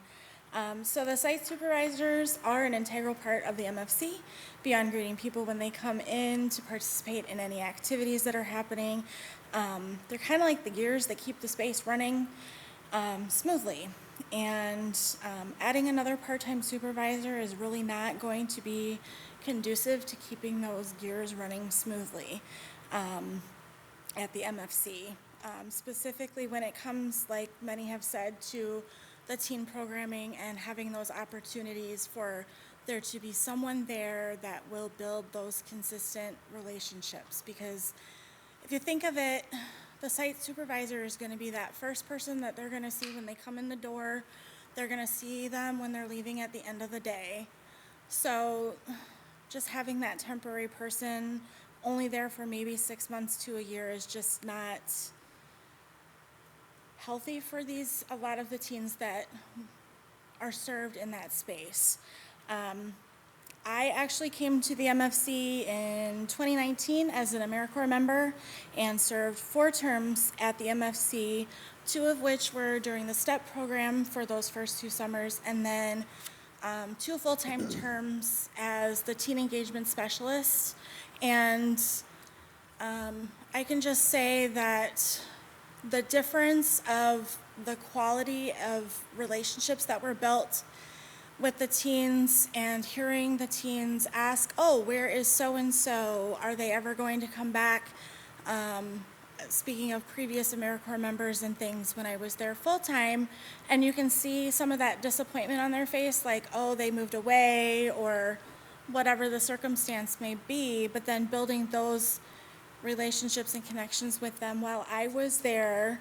I still see many of those teens at work today. I work at Hempstead, and, you know, they'll come to me when they're having a bad day or a good day, and they want to share something exciting that they've experienced in high school, many of them being freshmen. So just having that opportunity to have someone that's going to be there consistently for them and for other programs like others have mentioned with Taekwondo, the yoga program, all of those are just really, really important. So I would hope that maybe rather than considering another part-time position, that opportunity for a full-time person would be more strongly considered. Thank you. Thank you very much, Tessa. Any other public input this evening? All right, seeing no one here, do we have any virtual input? You do. I would invite Yara Lopez to unmute and make comment. Go ahead, Yara. Hello? Can you hear me? We sure can. Okay, so I'm going to do the same as Heidi and Tessie have. I'm just going to read what I wrote down. So I would have came in person, but I actually do not feel safe in the space being there. So I was a previous site supervisor who did work alongside Heidi Zoll, who unfortunately was banned from the Multicultural Family Center due to an altercation that happened between myself and Heather Satterley. Um, I do not recommend putting a third site supervisor position up, and simply because of the fact that it is not realistic. I think that the city should listen to the folks who have done the work.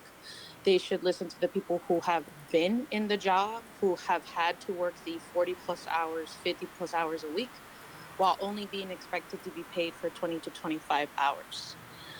In my previous position, I was crying all the time, depressed, anxious because of the simple fact of what this job title expected of us. Um, you have listened to several people who have been in this role, who have worked in this space, and they are all telling you that this is not realistic. So I hope that you all take this into high consideration. I left the MFC and took a position at UW Platteville. And I honestly also would not recommend this job to anyone. And as someone who did work there, for me to say that it is very upsetting because I love what the MFC mission is. I did the work. Brad Kavanaugh, you were there. You saw me in my work, even during COVID as well. I would hope that the MFC puts in full-time positions and starts to treat site supervisors like humans. I also would love to see the MFC recruit more staff of color. As the last staff of color that was there, that truly was a site supervisor there, I never saw anyone else besides myself there. If we are saying that the MFC is committed to DEI work, then I need to see that be reflected in the staff as well. But also protecting your staff of color, because I was not protected. So I would just recommend, let's figure out a different plan. Let's figure out how else we can make these positions full time. And if you are going to have staff of color, then protect them as well. That is all. Thank you, Yara, for your comments. Any other virtual input? Okay. As Heidi Zoll and Tessie Strom mentioned, they both submitted written input that's been uploaded to the agenda item, as well as Kaylee Kerper at 1071 Main Street. Thank you. Okay. All right, with no further public input, then we'll bring it back to the table for discussion, please. Mr. Mayor? Mr. Resnick. Yes, I guess I have a question for Ms. Larson, and mine is changing the subject a little bit, but if you look at what we're requesting here for 2024 and it's employee expense, does that include the proposed improvement package? So that includes that, it's not in addition to that, that's a part of it. And that's the same way for every department, that if they talk about the improvement package that was approved by staff, then that is part of we're up here. And how about all of the improvement packages? Are they also included here as the FY 2024 requested in the proper area? So that's assumed to be accepted and put it in here as part of the request. If the improvement package is recommended, it does show up in the budget highlights table, yes. Okay, great, thank you very much. I guess that's my question. Because we have a 21%, 22% change, and I know we did request, we went up a half-time position from last year, and that part of that is this new package here. Right, all right, thank you very much. Thank you, Mr. Mayor. And I'm not going to address anything that was, a lot of great comments, but I'm sure that you'll address those at the end and what next steps. Thank you. We're open to discussion for whatever we need to talk about or want to talk about here. Mr. Jones. I remember 2005 vividly. That's why I ran for city council. The first vote of any significance that I made on the council was to make that change to the human rights ordinance. 4 of us that were elected that year campaigned on that, were elected on that, sent incumbents away 3 of us sent incumbents away that didn't agree, and I'm very proud of that. I'm also very proud of the work at the Multicultural Family Center. It's big work. and good people have done a lot of heavy lifting to accomplish it, and I appreciate that. And I wish we could make everybody in city government full-time. I think it's important, and I don't know, Mike, if you know how many new positions, new full-time positions are created in this proposed budget, but it's a big number. But there's also a lot of them that were not recommended. And in fact, this one wasn't even asked for. The ask was for 900 more hours of a part-time individual. And it is recommended, and it's probably what we can do. You've seen in the media that we have to increase taxes to accomplish what we're trying to do this year. To do one more thing would be one more increase. I think you've done a good job of putting this on the radar, and I think most change in our community is incremental. And I think that it's likely that the next director will ask for more full-time staff. And quite likely, or quite possibly, it'll get granted. I'm not inclined to add another body tonight, or suggest that we do that, just because it's such a terrible year to try and put all the pieces together. The one thing that I can say and I don't know how much this helped, but every one of you that said you were at the MFC doing an impossible job and doing it, I think, pretty well anyhow, have all landed on your feet with good careers. So maybe that's what it is for right now. It's a place to get better at things. It's a place to try new things. It's a place to move on to bigger and better things. And that's not good for the clients. It's not good for you. Maybe it was, maybe it wasn't.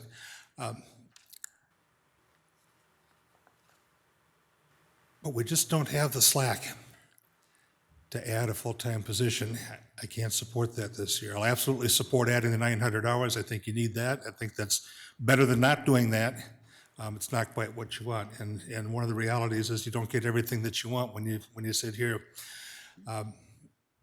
You're right about it. It dovetails with our goals and ambitions and missions.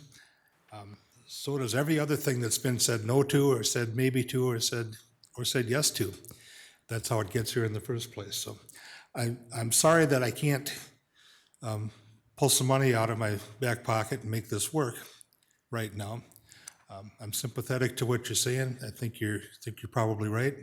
I just don't think that it's within our grasp right this year. Thank you.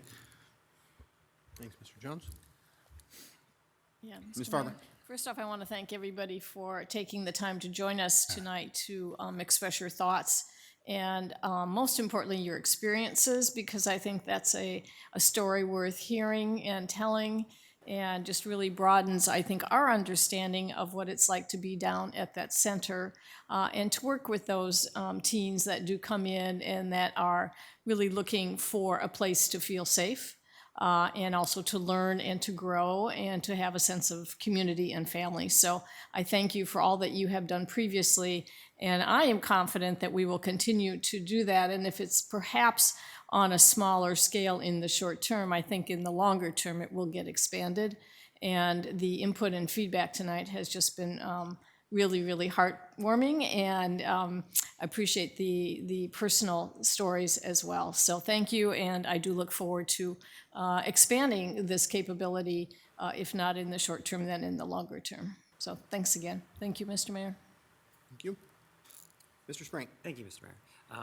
Yeah, thank you for coming tonight. It takes a lot to say something like that. It's good for us to hear that.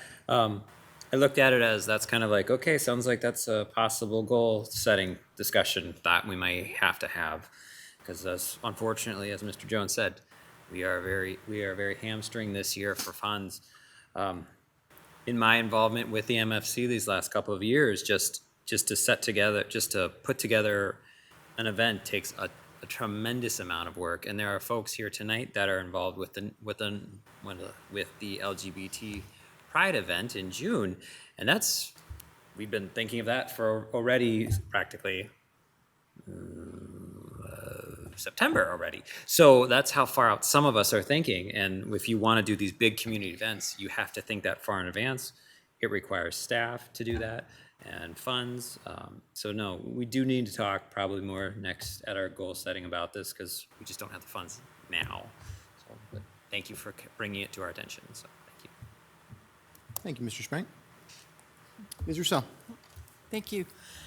I totally support Mr. Jones' comment that we can't always get everything that we'd like to have at this table right now, but we always appreciate the input that we get from our residents because, and our employees, because those are things that, from our perspective, we maybe haven't seen or don't understand or haven't heard of. So the fact that we aren't able to act on those things immediately and right now doesn't mean that nothing would happen because you have taken the time to let us know and to educate us. I appreciate that. And I always learn more from opinions that aren't my same opinion. You learn more that way. So I appreciate the fact that you took the time to come and talk to us, and I'm sure everyone will take those comments into consideration. And then we will talk about our budget-related issues a little bit later at our table. But thank you very much. Ms. Wethel. So as someone who works as a healthcare provider, I can appreciate that I want all of our spaces in Dubuque to feel safe for people. I want to support people who have in their life not experienced support. And a lot of those folks go to the MFC for support. And although I am not actively working down there, I have, through my own work, experienced people who are served there. And so I very much appreciate your work. And your work has mattered and does matter, and your voice matters. And what I understand, being new and not quite a year into being on city council, is that our goal-setting sessions are incredibly powerful in deciding what our community wants and needs. And so I can appreciate my colleagues' statements that just because we might not be able to do everything we want to do at this time, that's on the horizon. That's something that we hear people need and people want, and we need to discuss. And so I would advocate to city staff that we really dig deep into the Multicultural Family Center at goal setting this year. I think it's a really important piece of what we can do to serve our community, especially in a space and time in which many who that space we hope will serve may not be served equitably in our community or in our state. And so, thank you. Talent and retention is a problem, no matter where we look right now. And I will tell you, in healthcare, it's devastating. It's painful for me many days to know that I can't add hours to my day or days to my week to get the job done. I actually said that to my husband before I came tonight. I only wish I could. And I know that you feel that way too, all of you. And so I appreciate so much the work you do, and just know that I hear you. Mr. Mayor? Yeah, Mr. President. As long as we're all commenting on this, I will comment. And there were a lot of comments that I heard tonight that really rang true for me. I was very fortunate in my career to be a band director, high school band director for many years. And that, what it means is I know these students for 4 years, and these students know me for 4 years. And they have, the band room, the music rooms are often safe spaces for everybody. And they really get to know you. You know, it's nice to have a semester test in advanced psychology, but you have that teacher for a semester, and that's it. And there are, you know, you could see in their eyes that being here with you in this room with others of a like mind making music was very important and really helped people grow. So a lot of the comments that they made tonight really, you know, struck me as you know, valid and important. And the other thing is, I know that Mr. Van Milligan has been very diligent in trying to fully serve the citizens of Dubuque, and we have done, and he has done many part-time positions. he has consolidated them at one point into full-time positions with different reasons, and he recommends them. First of all, he recommends things that the council comes out through goals and priorities. And then he does a great job in how do we get that done. So, I mean, you did put it again front and center. I appreciate that. Heartfelt comments tonight, insider input. I think we really grew from your comments tonight. So thank you. Thank you, Mr. Mayor.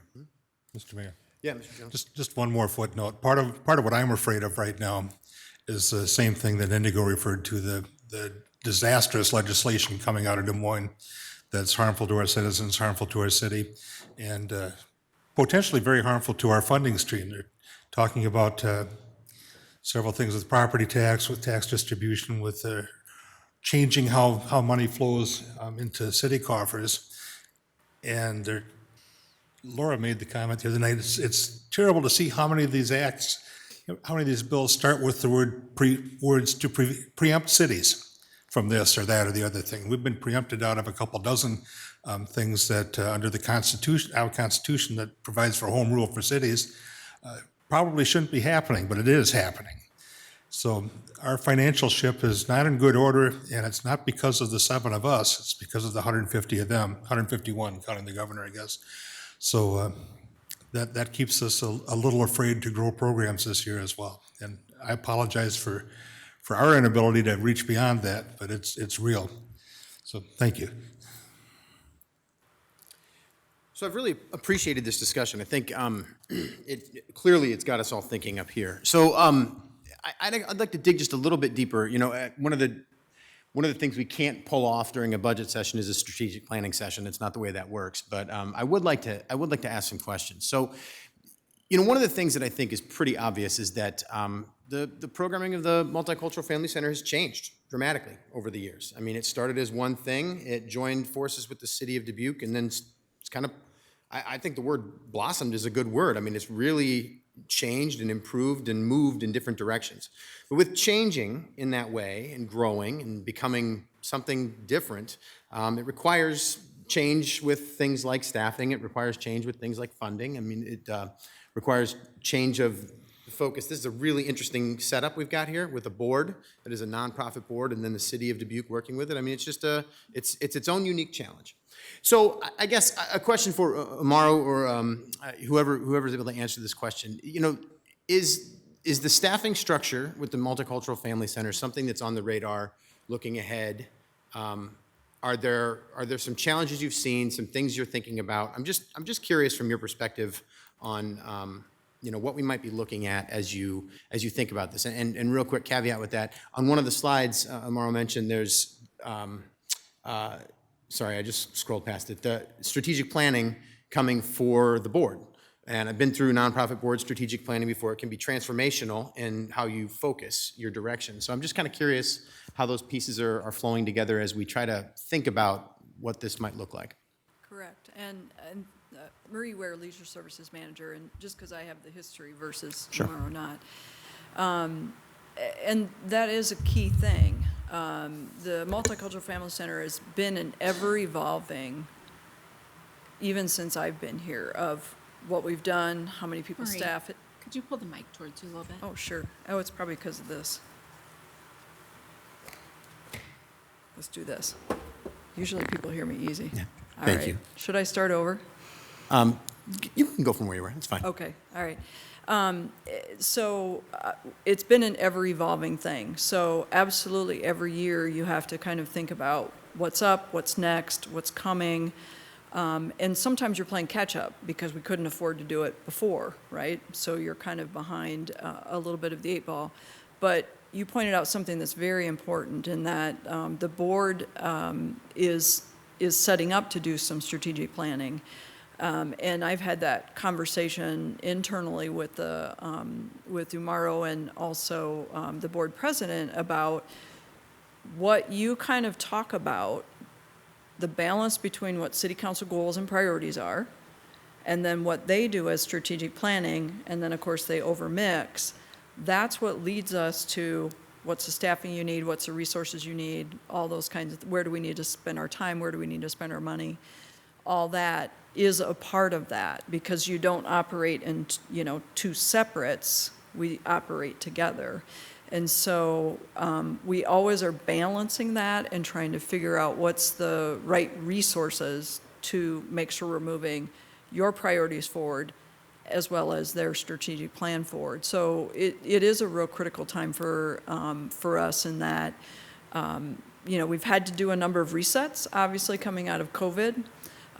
Also because we now have this beautiful space, it's like, okay, we have been doing certain things, is that, that comes with board conversation too. Are we gonna keep certain things? Are we gonna do it all the same? Are we gonna add some things that we think are more important? Are we gonna drop some things of what we're really thinking about?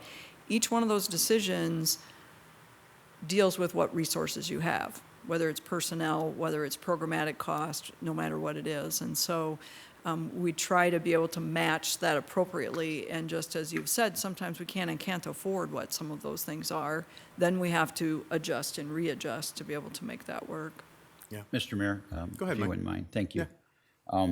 Having been here from the beginning of our partnership with the Multicultural Family Center, I recall years ago when the mayor and city council made this a priority, and at that time, the Multicultural Family Center was only a not-for-profit. They didn't have the city partnership. They were in a 500 square foot building with one part-time AmeriCorps worker. And the city established a partnership with them. Now they have thousands and thousands of beautiful square feet in a basically new building that the city has spent millions of dollars to create. They also have the support of over $700,000 a year in property tax dollars to have 3 full-time employees and then all the part-time hours that exist. And then they have the great partnership with the not-for-profit. And the not-for-profit raises the money to do the programming. And as a matter of fact, we've had 2 meetings with their board leadership over the last 2 months, as the partnership agreement is coming due. So we're gonna be bringing to you a new partnership agreement at some point in time. It automatically renews, but there are some amendments that we both want to make in the agreement. But when you talk about staffing, and I'm not arguing the idea that it's better to have full-time than part-time, as was acknowledged, we have been transitioning a lot of our positions from part-time to full-time, mostly because in this workforce environment, we can't recruit people. Were there a lot of things during the pandemic that were a great struggle as far as programming and staffing and frozen positions? Absolutely. But it's not just the Multicultural Family Center. We're 16 police officers down. I just went to the fire department training center today to watch their new class of firefighters being trained. They have the largest class ever at 11 because they were down so many firefighters because of the pandemic and the frozen positions. So every department had to experience that, and the Multicultural Family Center also did, unfortunately. But we did do some things at the Multicultural Family Center that wasn't purely add more staff to the Multicultural Family Center. So besides the 3 full-time positions that exist there now and all the part-time hours, when we remodeled the facility, we moved the Human Rights Department from the Annex building to the Multicultural Family Center. So those employees are now in that building and can interact with people that come in and out and participate in programming. We also, Leisure Services Department, moved some of their staff members over there. And so now when you walk into the building, there's 2 employees sitting right at the front desk to greet you. That didn't exist before. We had a part-time person at a counter, but not always. You had a sign-in book and a sign-out. And that's all happened within the last few years. So we've tried to supplement the ability of the building and the organization to operate without just adding more people. We've taken people we already had and we moved them into there to make it work better. So we're always constantly trying to improve how it works. And I think there were some great suggestions tonight, and maybe this will be a priority next year, and maybe it will have a different result than tonight. I can't speak to any of that because the staff doesn't set the priorities, We respect whatever priorities the mayor and city council set, and then we try and make them happen. So, but I don't want you to think in any way, leaving tonight, that somehow the citizens of Dubuque have abandoned the Multicultural Family Center. You've spent millions of dollars to create that beautiful building. You spend $700,000 of property tax money every year going forward based on this budget to have a staffed building, and you have a great partnership with a wonderful not-for-profit that raises programming money. Could it be better? It could be better. I could say that about every department that we have. Great people working really hard, delivering great services. Could we do more? Could we do better? Absolutely. Well, thanks, Mike, and thanks, Marie. And I'm looking at time, so I do want to move us along because we have 2 more budget hearings here. But I'll just finish up what my thoughts are on this as we kind of move it forward. So, one of the things that is both, I think, enriching, but then also really frustrating about community work is the speed at which things move when you put a whole city together. You put 60,000 people in one place, and then we all have to make decisions together on what's going to happen. And what's interesting about that, though, is sometimes you actually get to see some wins. And last night, we got to see some. So the example is the Housing and Community Development Department. When I got on council in 2020, I remember feeling very frustrated with the housing situation that we were looking at in the city of Dubuque. There were a lot of different things that needed to be addressed. And we started to talk about it. We started to address them. And not just the people sitting up here, but also the community did. I mean, people got together and started to figure out what can we do to make this better over time. We have not fixed the problems. We've not fixed everything that we're talking about. But in looking at the situation, it has definitely improved. And it's improved because people put their heads together and worked on it. We had people show up and give public input. We had people here at the city council desk. We had tons of city staff, lots of people volunteering time, but then also groups that are working together with the partnership with the city to be able to do things like this. Again, not done, but moving forward. And it was one of those moments where I actually felt pretty uplifted, because sometimes you get to see things changing for the better. So, we heard some real concerns tonight, and very much, I want to echo my council colleagues, very much appreciate you stepping up to say those things. It's not easy to stand there and talk to us. We're like physically higher up. So, and we understand that. So we really appreciate you taking the time to do that. I do think there were some really good ideas. I do think there are some things that clearly have us thinking up here. But as we go through this, what I would hope happens here is that we look at the whole situation.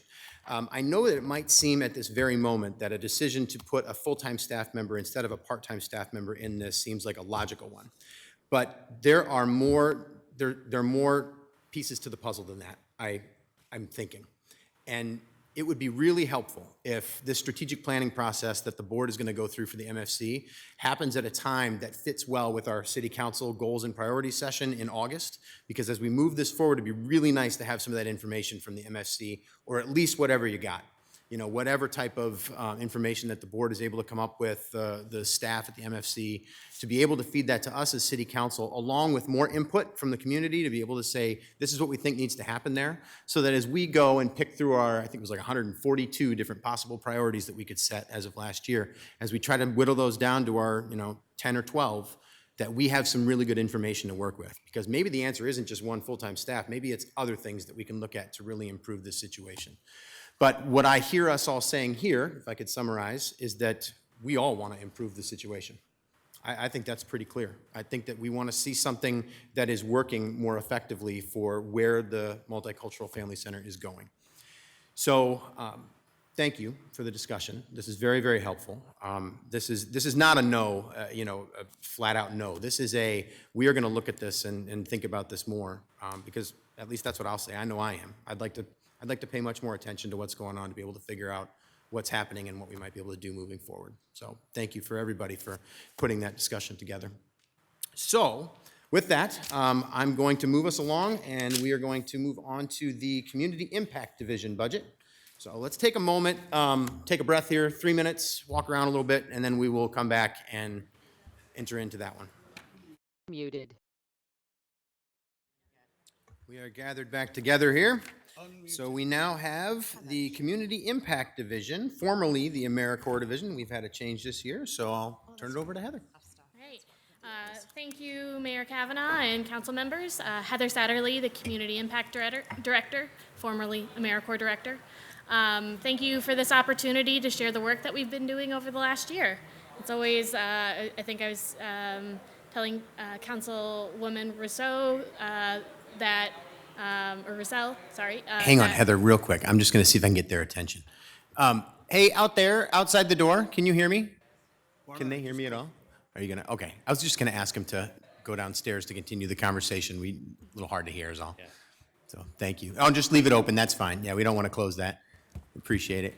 Okay, I think we're good now. I'm sorry to interrupt there, Heather. That's okay. Maybe if I move a little closer, that should be. No, you're good. So, I was telling Councilmember Roussel that budget, while it's really tough, it's kind of an exciting point in time because it gives us a break to actually think about what we've done over the last year and really put some time into being able to present it to you in a package that is hopefully, informative and meaningful.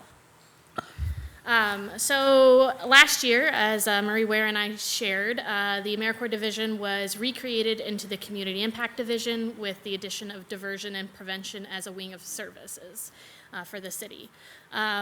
So up here I have the division vision, so every time I look at that it makes me laugh, vision. But right now, it's just a vision because we are still in establishment. So our vision is to address critical community needs through innovative collective impact models. The line that connects all of these programs together is that the intent is to be part of that community level impact, that collective impact where it's not just the city doing it, that it's community partners, it's schools, it's government, it's for-profit. We're all coming together to make the change because, as we know, we can't really do it alone. So our AmeriCorps program, as one of those wings, provides the administrative support and oftentimes a lot of human capital to our partners to be able to provide direct services to populations in need.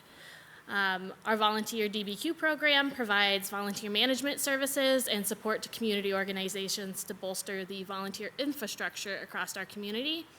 And then with the new wing of diversion and prevention, we'll be developing a framework to allow low-income community members that are assessed municipal fines and fees to serve their community in lieu of the inability to pay as part of the equitable fine and fee reform work. But we are also looking at ways that we can be involved in programs such as the secondary responder model and where else it makes sense that we are part of this big picture of trying to, prevent people from going into the criminal justice system as one part of it, but also preventing us as a city government, or at least diverting situations where we're making it worse for people who are already in need. What I really look at this division as is, I know Mike has previously said that the Office of Shared Prosperity focuses at that high-level systems work, that we try to be the people who are trying to relieve that suffering while that systems work is being done. So this is the current structure of our division. We will have 5 full-time staff. We currently do have myself and Sarah Berna, so 2 people who've been doing this work for a long time. Sarah, with the FY23 budget packages that we had, Sarah was able to become full-time, which has immensely made a difference in the type of work that we've been able to do and divvy up between the 2 of us. And it's already being seen in the hard work that Sarah's put towards the AmeriCorps program and keeping up our volunteer DBQ programs in 2022. We'll talk a little bit about volunteer DBQ and that volunteer generation fund grant that we've had, but all of the numbers and the work associated with that truly has been Sarah. She has really ran that program, and I've just been there to be like, all right, I'm catching plates for you as we move for that. So Sarah's really taken her new responsibilities on, and she's really focusing on providing intentional and meaningful support to our AmeriCorps members. I know we've heard that AmeriCorps is often a stepping stone into something further, and we really want to make sure that that is a solid stepping stone for people as they move into future careers, as it has been for over 1,000 members of our community over the past 23 years now.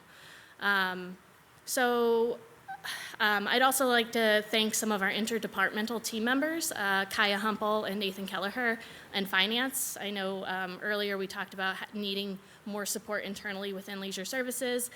Finance has really stepped up and done that for us for many years now. And I know that sometimes they consider what they do is really small and probably irritating because I'm not always on time with things.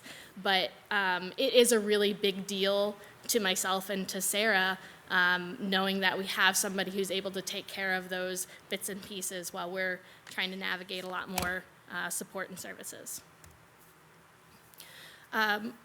So I remember several years ago, Marie setting this image in front of me and kind of tapping it and be like, all right, this is the focus now. And so I've really been trying to gear our AmeriCorps programming and services and now our community impact services to guide the work of what we're doing. And it's always hard to narrow down an example for each of these pillars, but I always like to think about like, what does it mean? How do these things intersect together and how do we represent that? Resiliency is a really important factor in our programming because we know that we talk about trauma-informed care in the AmeriCorps program, and resiliency is, the definition of it is like elasticity, being able to bounce back. And one of the things that's really important, you know, we're trying to build that in the youth that we're serving, but we also have to build that in the AmeriCorps members who are going out there to serve with these kids. Because if our kids are going through trauma, there is such thing as secondary trauma, and we want to make sure that when we're placing AmeriCorps members around students who have just so many different needs and so many different experiences and lived experiences that they may be able to relate to or not at all, that we're providing them with training like trauma-informed care, diversity, equity, and inclusion, intercultural competency, and emotional intelligence. We want to make sure that, you know, they may not always be able to handle every situation that comes their way, but we want them to be able to triage the situation until somebody else can come who has the further capabilities that somebody, especially our youth, may need. Sustainability, most of the Community Impact Division, the AmeriCorps program, it's federal dollars, federal grants, it's 3 of them. And between those 3 programs, it's allowed our program to expand and to continue to provide resources and technical assistance to nonprofits and community partners so that they can do more with less. Equity, our diversion and prevention wing of the division, you know, the goal is to alleviate disproportionate impacts on many different aspects that happen within municipal programs and criminal justice systems, but we really want to focus on supporting our low-income community members and try to do what we can to prevent. That's always the goal, right? But some things we can't always prevent, so what can we do for those who get caught up in those systems? And then compassion. In this work, we have to lead with compassion. Every single person that we work with has a unique story and a unique lived experience. And as staff, we have to be able to respect that, value it, and celebrate it. And also keep in mind that lived experiences are inherently, they clash sometimes, and that's confusing, and it's really hard to get over that, to be like, well, that's not my lived experience, but also to be able to accept that it's that other person's lived experience. So being able to coexist in those experiences and move forward and help and support people, and really helping them, our staff, and our community members, that we're addressing what our community members need, not necessarily what we think that they need. So at the FY23 budget hearing, we shared the proposed plan for the establishment of the division. Guess what? It's here, we've established it. So that's been a really exciting moment. We started that in about November 2022 as like the official unveiling. It took a lot of work and a lot of structures to get there, and we're still in that process. But it is exciting to start the groundwork of something very new. It's also a little bit terrifying for me personally, but it's a new challenge, and it's a new meaningful challenge. We are currently in year 9 of 9, focused on grade level reading with our AmeriCorps program. That actually puts us in the final year of our third 3-year grant. We've spent the last 6 months implementing our current programs. We'll continue that until the current grants end in September 2023. And we have been also working on developing our next grant program, which I'll talk about in a moment. Additionally, in summer 2022, we piloted the use of the DESA, which is the Devereaux Student Strengths Assessment, to be able to measure the impact of our AmeriCorps members and teen programs that it had on our participants, which I'll share the results of that data with you here later in the presentation. And we have also just started in January the 3rd year of our 3-year volunteer DBQ project, which it blows my mind that it's been 3 years already. I still see so many opportunities, and we're continuing to build on that, but I'm hoping that we'll be able to continue those volunteer structures and helping develop that framework even more as we move on to hopefully more grants. So as we mentioned, or as I mentioned, we're in the final year of our 3rd literacy grant. We started the first year in a pandemic year, and every year since the beginning of the pandemic, we have our AmeriCorps members, our partners, we've come together and we've talked about, is this really what we need to focus on right now? Literacy, of course, we know it's been impacted, but there's just been so many more things that our students and our children have been impacted in with the pandemic. And hearing it from our AmeriCorps members on the front lines, how our kids can't even regulate themselves to be able to sit down and learn. And you know, we've heard it, it's not just here in Dubuque, it's across the country. And so working with the school district and St. Mark Youth Enrichment and the Multicultural Family Center, I looked for the through line, and it settled on social and emotional needs for kindergarten through 12th grade students. And so figuring out how do we impact that as an AmeriCorps program so that hopefully when they go into the classroom with their classroom teachers, that they're more prepared to be able to learn, that they've gained those skills that'll help them be able to settle and feel comfortable and feel safe in a classroom alongside their peers, and be able to get that solid learning from their educators. So we submitted that grant, and we anticipate knowing if that will be awarded in May 2023. Additionally, we started in the last year working on ways to measure program impact more. I'm excited to be able to roll that out more and more, to be able to figure out how can we measure impact more than just how many students were served. We want to know what was the impact on them, how can we start looking at more long-term impacts that our programming has on our students, and be able to figure out what is this long-term impact of the investment that we're putting into this, and is it moving the needle, or do we need to figure out if we need to change? And so I'm excited to see and to explore ways that we can start doing that. A future initiative that we've just started, I'll talk a little bit more in depth about it later, but our community volunteer engagement pilot with Volunteer Iowa. It could be a great opportunity to put some legs under that proposed volunteer program that Council Member Farber mentioned. So we'll talk about that later. And then we will hopefully very soon complete the hiring process for the 3 vacant positions in the Community Impact Division. 2 of those are in the hiring process, with the 3rd in the queue. So it's very exciting. I'm excited to see the team that comes from it, and to be able to co-create that future mission and the work plans and the frameworks. So, gonna grab some water.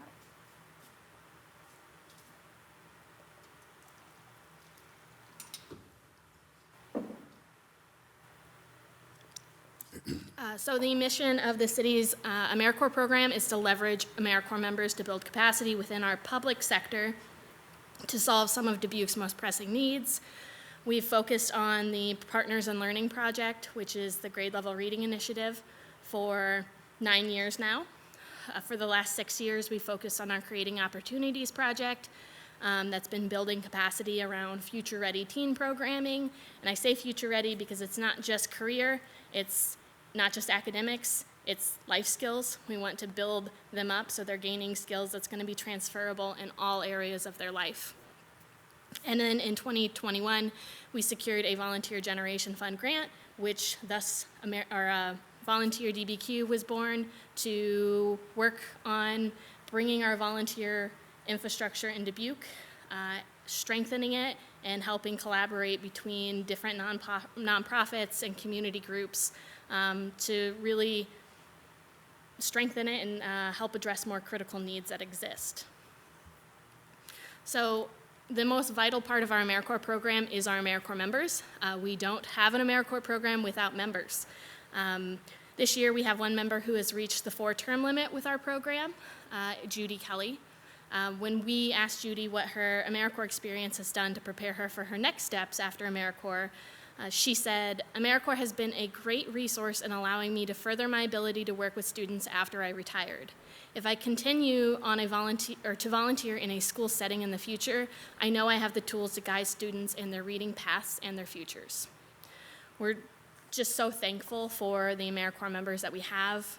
We have members who come back year after year, but we also have members who stay with us for 3 months, and I connect with them on LinkedIn, and there's members in programs that I worked with in Davenport who I still see their LinkedIn profiles and see where they have gone in their career, and I see that little through line that AmeriCorps helped get them there and where their interests and passions lie. It happened with me, but it happens with so many people, and so it's really cool to just be part of that small step for those individuals who serve in our program. These are the partnerships that help us advance the city's goals and priorities. So I want to say thanks to those partners. They're part of the impact that we have, and we wouldn't be able to do it without them. They're quite vital to the success of our program. But it's also, I want to point out that we have 3 levels of government that we work through in the AmeriCorps program. So you want to think about red tape. It's rough going federal, state, and then local. But the local's my favorite.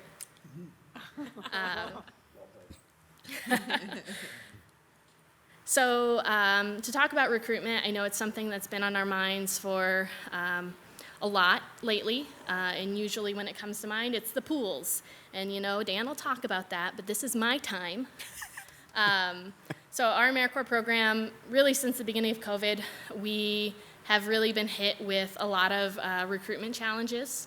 AmeriCorps is always difficult to recruit because you have to talk people into taking lower paid jobs and doing hard work and meaningful work for less. And some people, it's just not in the cards for them because of equity issues. Some people do have to self-select out of AmeriCorps service, and it's really unfortunate because that's not good for our program either, because it also lessens our ability to recruit community members who look like the youth that we're serving. Additionally, in addition to that, historically, AmeriCorps programs, we suffer significantly when the job market is like it is right now. People, we can't really compete. So it's not unique for us in the AmeriCorps world. Other programs across the country are feeling this too, but that isn't going to stop us from the tough job. We're going to keep hitting the pavement and recruit the best AmeriCorps members possible, but it does get challenging when we don't have enough because it impacts our partners and our outcomes. But truly, one of the biggest barriers that we have when it comes to recruitment is a low living allowance. The rest of the department has benefited from wage increases, but the way that AmeriCorps programming is set up, those AmeriCorps members that we have and future AmeriCorps members, they don't get an additional or an increased living allowance from a wage increase. We don't benefit from that at all because of how the grant process works. To be able to increase the member living allowance, funds have to be directly provided as matching funds to the AmeriCorps grant, which then allows us to put that money to leverage higher living allowances with the AmeriCorps members. It's a very confusing and convoluted budget process to be able to increase that, but since I've come here over 5 years ago, we've gone from $7 and I think 25 cents, and at this time, and it's because we haven't been able to recruit a lot of members during the school year, we're able to increase the rate for our summer members to $14 an hour, and that's the highest we have ever advertised at, and it's only possible because we have open positions. But that $14 an hour equivalent still is lower than the lowest rate of $14.50 that the rest of leisure services is advertising at. So sometimes it is tough competing for the same staff that your colleagues are competing for as well. But we're still working on it. We're looking and trying to identify ways to shift, our summer members, they feel the need for our summer programming, but we're trying to identify how can we have more full-time AmeriCorps positions. Those positions do get benefits. They're not necessarily the greatest benefits, but it is a cost associated with that.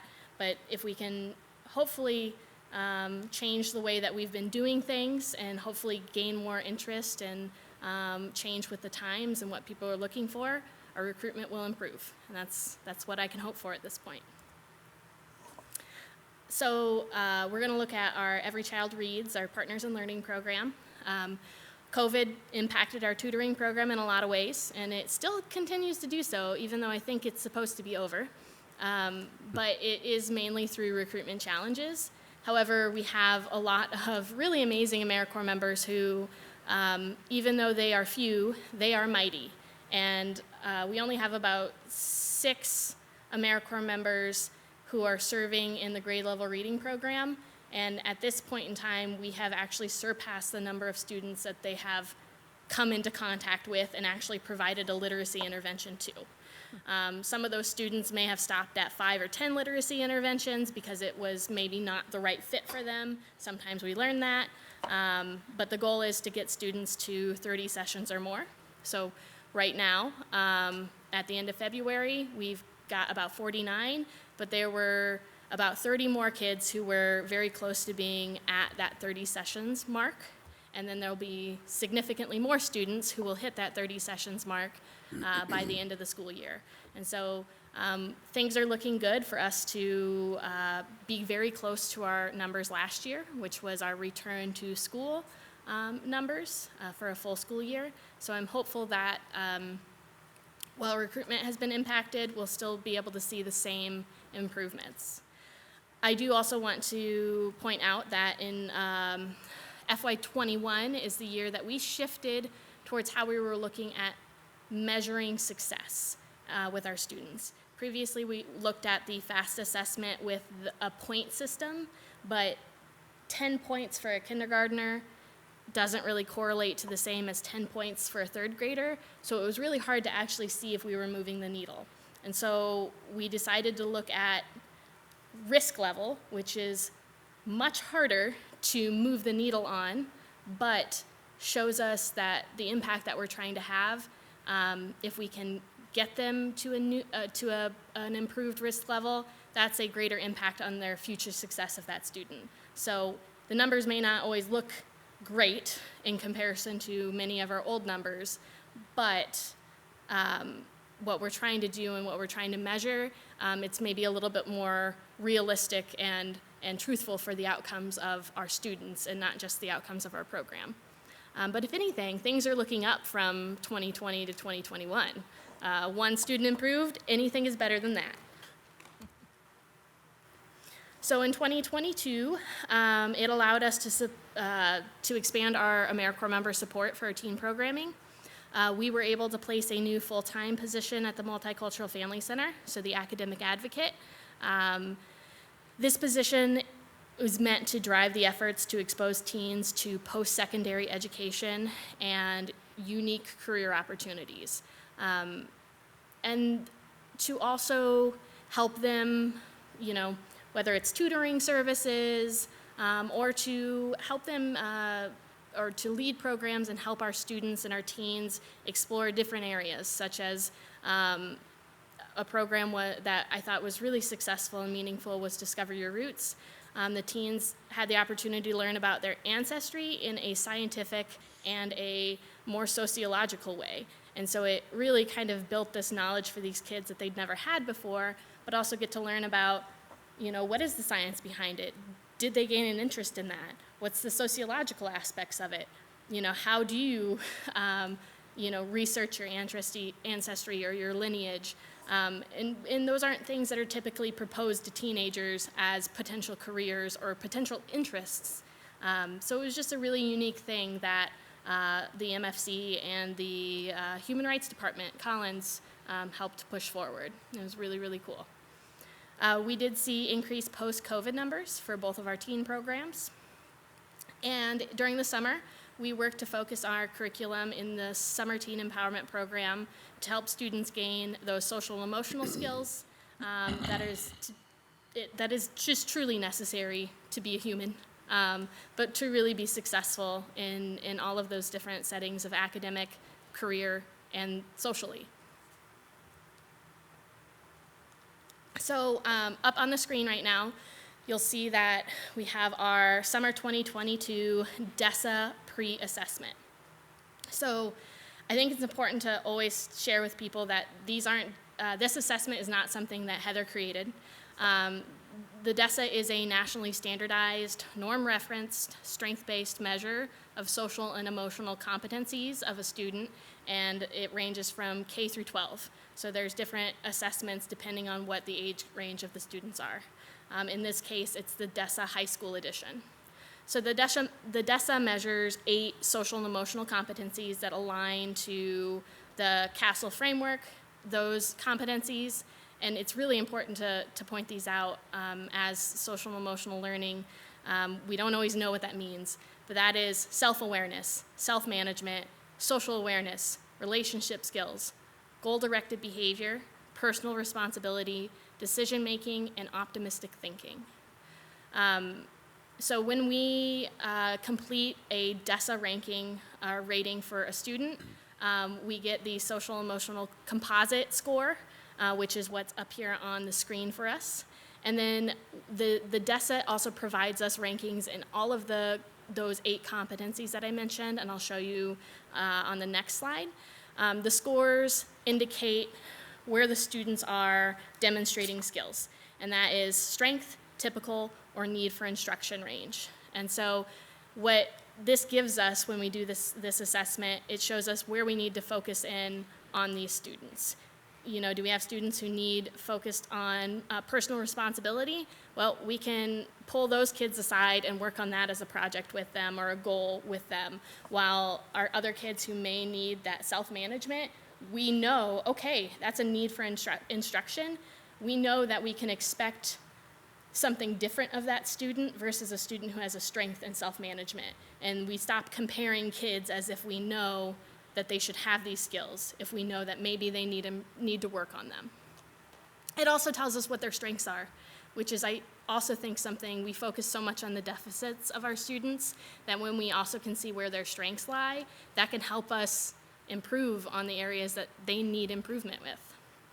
So the pre-assessment for summer 2022 showed that nearly 1/4 of our teens ranked compositely as needing social and emotional instruction.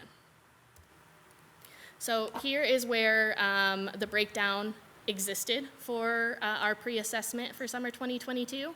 So we found that significant need for instruction were in the following areas of self-awareness at 41%, goal-directed behavior at 33%, decision-making 33%, relationship skills 28%. They are teenagers, so we shouldn't be surprised at that. But we did see some students showed baseline strengths in self-management and personal responsibility at 13%. So it's a really cool thing to kind of see these things. Now, then we look at the post-assessment. So our post-assessment shows the following after a 6-week intensive program of these 46 teens that improved, or that completed the program. Students who ranked as need for instruction decreased from about 24% to about 2%. Students who ranked as typical in the pre-assessment increased from 74% to 79%. And then students who ranked as strength compositely in the pre-assessment went from 2% to 19%, or I think, yeah, sorry, I rounded up, but 18% on the screen. So some unique things to know about like how these kids moved in the assessment. So 100% of the kids who ranked in strength, they were still strong in their post-assessment, which is good. We want to make sure that the kids maintain. 22.5% of the kids who ranked as typical increased to strength, which is exciting. 74% of the kids who ranked as typical, they stayed typical. Again, maintenance is something that's also very important for our summer. 3%, so that's about one student, dropped from typical to need, unfortunately, but we're going to work with that kiddo as long as he continues at the program. And then 100% of the students who were in the need category at the pre-assessment increased into the typical category in the post-assessment. So all of the kids, maintained or grew except for one student. And really, when I looked at his T-score, he was right on that cusp. So he was very close at maintaining. So overall, that composite score showed that the need for instruction fell from 24% to 2%, and that strength grew from 2% to 18%. Now, my most favorite piece of this data is what I'm going to show you next. Look at how much green has popped up on the top of that screen. We saw significant growth from need in the following areas. So self-awareness moved from 41% need to 9% need. Another area that is super cool, relationship skills went from 28% to 5%. Goal-directed behavior, 33% to 7%. Decision-making, 33 to 7. Optimistic thinking, 22 to 5. Significant growth in strength in the following areas. So self-awareness, 0% to 14%. Social awareness, 7% to 32. And then what I think is probably the most amazing thing is optimistic thinking. And sometimes we don't think about what that really means. It's not about kids being positive all the time. It's about them being able to see the next step after something happens. It's pure resilience. And so we went from 0% in strength to 30% of those kids being strong. So that's an incredible, oh no. So some of the largest area of growth, again, optimistic thinking, but also self-awareness, which, again, those things tie together and weave into this beautiful blanket of hopefully these kids gaining and growing those skills as they move into the rest of their life. So we'll move on into the volunteer DBQ program. So our vision statement, which was so lovingly crafted in conjunction with our city clerk's office, with Trish and Adrian on this project with us, we've established a vision statement as part of our city volunteer engagement initiative pilot that we're part of. And so our vision is to deliver excellent municipal services through volunteerism and service that contribute to an equitable, sustainable, resilient, and compassionate community. So we have held the Volunteer Generation Fund grant since January of 2021. The Volunteer Generation Fund, it is underneath AmeriCorps umbrella for funding, but it does not actually have AmeriCorps members associated with it. It's focused on placing investments into volunteer management practices that increase volunteer recruitment and retention for nonprofits, government, and schools to address critical community needs. So some of the responsibilities in that capacity building that we do is related to expanding the web-based volunteerism platforms. So that's our volunteerdbq.com, providing capacity building for community-based organizations to help them leverage volunteers and to be able to provide them training and resources that give them around evidence-based volunteer management practices. You know, you don't just get a volunteer and then you point at something and say, do that. There's more to a volunteer and creating a welcoming, meaningful experience for them that they want to come back to than just telling them to do something. They are people. So additionally, with our Volunteer Generation Fund grant, we're focused on how can we use volunteerism to affect equitable outcomes. So the first pilot in our program and to support was our DBQ shovel crew.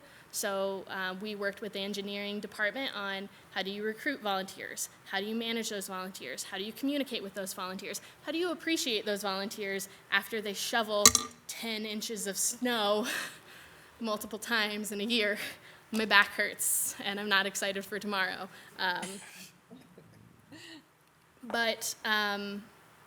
You know, so it's engineering department is a perfect example of what we've been able to do with this grant. And we also, as part of this grant, want to increase service as an opportunity for those who may not regularly volunteer or have never volunteered. Supporting the Dubuque Days of Caring and our Spartans Make a Difference Day, getting our college students out into the community and seeing if this is a community that they want to be a part of more than just where they go to college, that we want them to stay here. Maybe they find some connections and decide to plant their roots here. As a quick note, Days of Caring is on Friday, April 29th, so go register to volunteer at volunteerdbq.com. This is a really great example. We started in December 2021, December 2021. So these numbers here, we'd had over 1,000 new users on the website, 32 new organizations posting their volunteer opportunities. These numbers here are Sarah, right? The capacity building services. She worked with 61 different organizations. 16 of those reported increased effectiveness, and then nearly 1,400 volunteer service hours were reported to us, or volunteers were reported to us, with about 4,800 volunteer hours from those volunteers reported to us through the organizations that we served. Hopefully many more from those new organizations and new volunteers that aren't being reported to us did happen. And then something that we've been trying to do for 2022 is advance volunteerism internally. So since June 2022, we've had Sarah goes on to the all-city staff call and shares volunteer opportunities that people can participate in. We regularly remind city staff through human resources and public information on what the volunteer time release policy is, how to go and volunteer, where they can go and volunteer, how to find it, to go to volunteerdbq.com. Just trying to reinforce that for our city staff, because volunteerism has a lot of wellness benefits associated with it. And so, as you can see, this was a great chart that shows we are bouncing back with gusto for our volunteer hours that our staff are reporting. Hopefully there are more than that they're just not reporting. I don't think I actually code mine, and I should. So as part of the Volunteer DBQ initiative, so not just getting our staff involved as volunteers, we were chosen by Volunteer Iowa to participate in a pilot initiative to equip city governments with basically everything we need to build capacity around leveraging volunteer talent.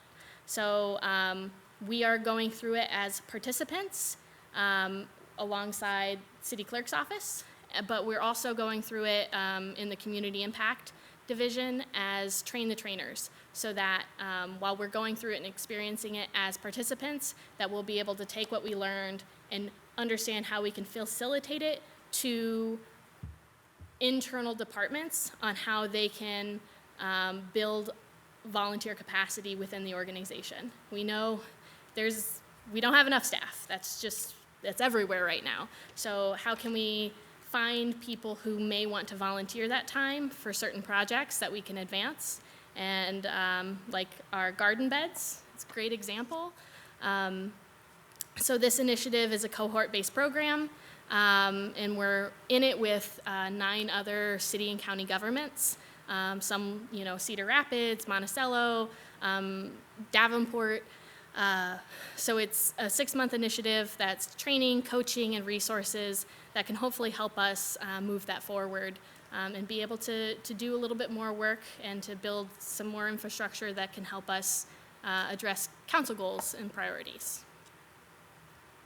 And so with that, just thank you.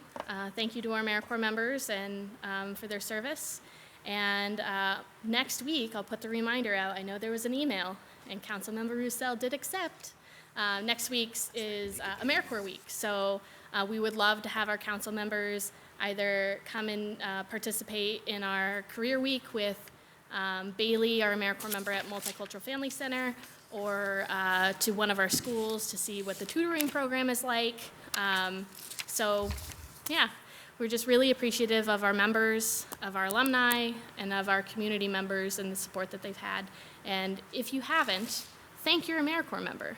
But I am just truly appreciative of our AmeriCorps members, and I will take this time to ask Sarah. Sarah lasted. We did have Sue here, but I'm sure she's ready, and out. But Sarah's here. AmeriCorps people are truly some of the best people, and so just really, really thankful to still be working in this area and on these projects. So thanks for the opportunity, and we'll see you here again next year. Well, thank you very much, Heather. We are in a public hearing to discuss the Community Impact Division budget for fiscal year '24. Do we have any public input? I see none here. Do we have any virtual input? No virtual input. Okay. And no input received. All right, back to the table then. I'm looking this way first. I always look that way first. I'm going to look this way. Ms. Farber, go ahead. Okay, so of course, I'm going to respond, Heather, to your flower beds and to American in Bloom projects for the city of Dubuque, and I would like to be the first person to sign up for that. So thank you very much, and great job with all of the volunteers and all of the newbie things that you're trying to get established. So it does take time, as you know, but I think it's a great start, and thank you, and thanks, Sarah, as well, for everything you're doing for us. Thank you. Thank you. I'm excited to see this division taking off in this way, Heather. I mean, this is fantastic. I do have a couple of really quick questions, though, so you're running away a little too fast. Sorry. Actually, Almost the made the one, door. yeah, one is actually more of a nuts and bolts question. I noticed on our material, the things that we talk about in terms of improvement packages are within the recreation division budget. What's the mechanics there? Why do we have that within the recreation? Why do we have this there? It's more so just kind of lasting issues. It'll be moved out in the future. Okay. But previously with the AmeriCorps program, it was easier to just put us as a line item in leisure services. Got it. In the recreation budget, because most of our funding was grant funding. Okay. So it's just I would guess, simplicity for Yeah, finance. Jenny's shaking her head right behind you the whole time. So yeah, you're answering correctly. Okay, so it's a temporary situation that we're going to be moving it into its own. Okay, good to know. That's helpful. My second question is, and I apologize if I missed this in your presentation, but they had the AmeriCorps section and diversion and prevention. Where are we at with the diversion and prevention? We are at the very beginning Okay. of hiring those staff. So Okay. I've been doing some, I guess, very holdover projects. I've been a part of the fine and fee reform team and meeting with the diversion team, but that's kind of been in a little bit of a holding pattern. I've been sitting on an advisory panel for the restorative justice practices here in Dubuque. And so some sort of holdover things that really capacity-wise that I've been able to take on, but with the hope that we'll be able to expand that with the additional staff. Great. So, Okay, so very much at the beginning, and that's the reason why. Yes. Excellent. Yep.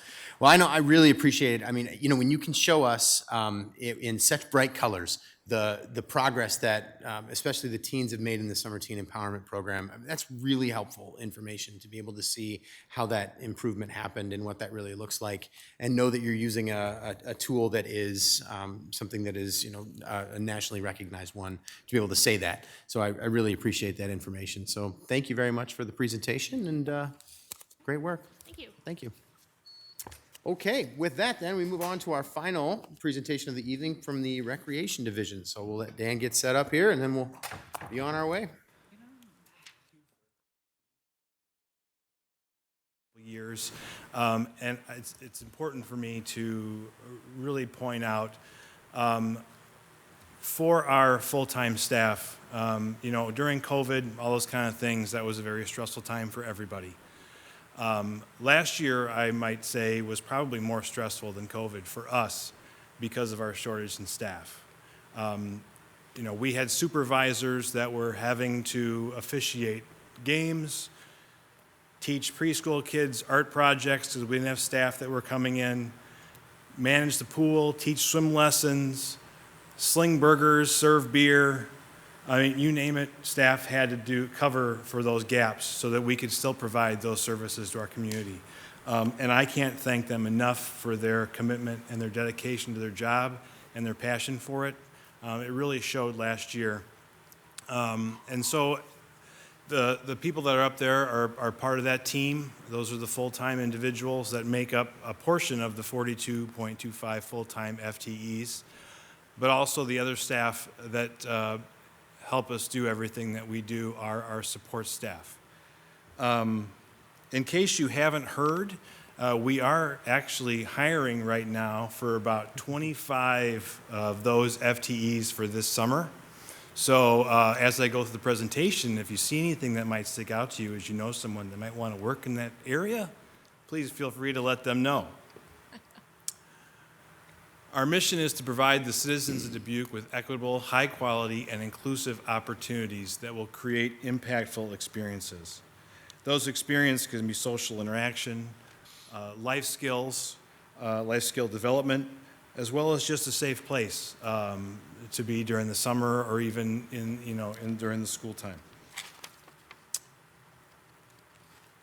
Within the budget that's before you, there are essentially 10 different activities. So there's 10 mini budgets that make up the Recreation Division budget. And those cover all the things that you see before you. So our programs, we operate and manage about 8 facilities, as well as we use the Multicultural Family Center for some programming. And as was mentioned before, that's our front desk staff. And then our partnerships are critical for what we do as far as the services and programs that we're able to offer. You know, those facilities that we have are wonderful for our one-off programs and different things, but we don't have a rec center, we don't have those large spaces, so we really have to depend on our partners and the relationships that we get with our community members to be able to do a lot of our programs.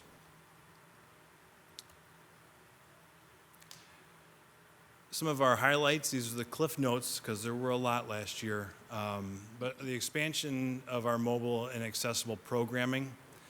Because of what happened last year with our staffing in the pools, we really wanted to be able to make up some of our lost lesson opportunities for our community. So we offered evening lessons last year for the first time that I know of. They may have had them a long time ago, but with that expansion of lessons, we had 532 youth got to be available for those, which potentially, because of the timing of those in the evening, they might not have had the opportunity to have during the day, which we think is great.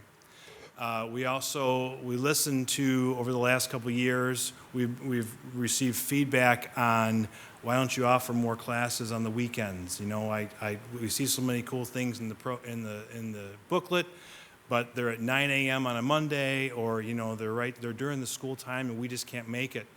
And so just this past year, we started doing several weekend programs, and they're averaging about 20 participants per program, which is really cool. We launched our new registration and reservation system last year, and the feedback that we've got from that has been extremely positive. People are appreciating the layout as well as the ease of access and the way they can find our programs, which has been great. And then again, our Miracle League partnership, which I highlighted last year. Last year's number was just over $100,000 that they had spent on complex improvements.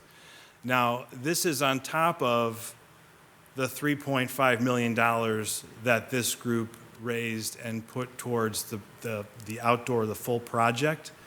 So post completion of that project, they have raised over $240,000 and spent over $240,000 on improvements. That picture in the lower right-hand corner, I don't know if any of you had the opportunity to take a tour of the facility when it was first built there. But all of our programming spaces were concrete shells. And just this past year, the Miracle League group, as part of that $240,000, they put very high quality, very durable flooring, paint. They've paid for all of the tables and chairs that you've seen there. And that's not just in the upstairs programming room, it's also in the downstairs programming room. So this picture might not be as flashy and colorful as a lot of our recreation program pictures, but this is a really exciting opportunity for us and for our program partners for the Miracle League. So we're really excited about that.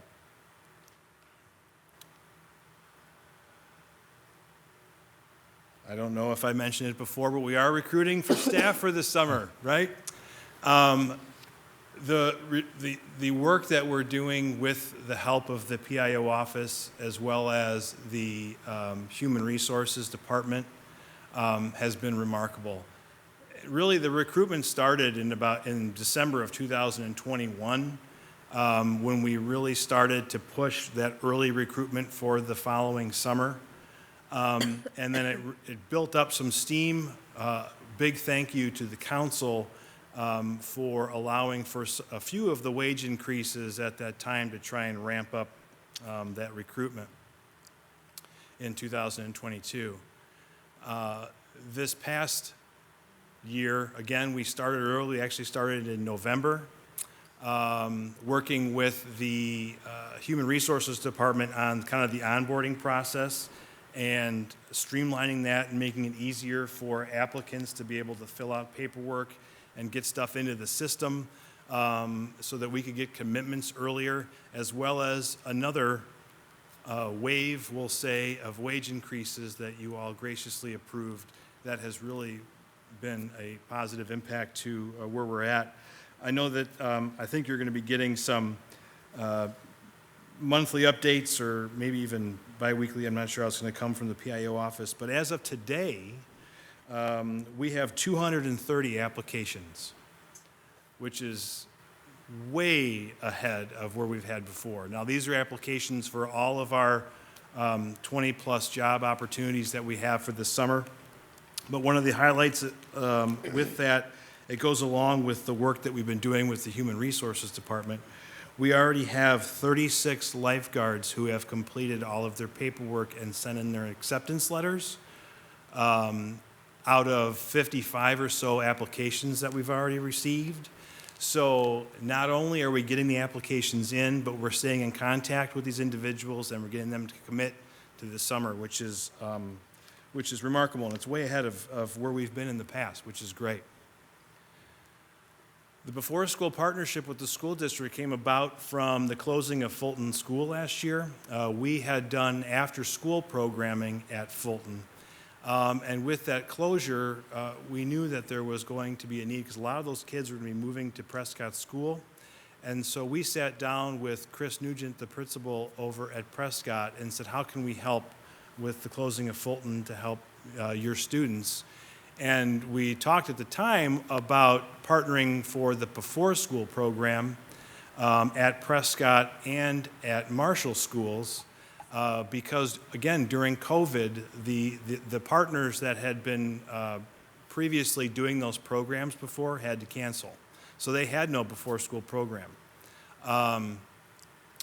And from talking with them, we found out that the resources that we were saving from not having our after-school program at Fulton, we were able to use to offset the costs of the before-school program at both Prescott and Marshall.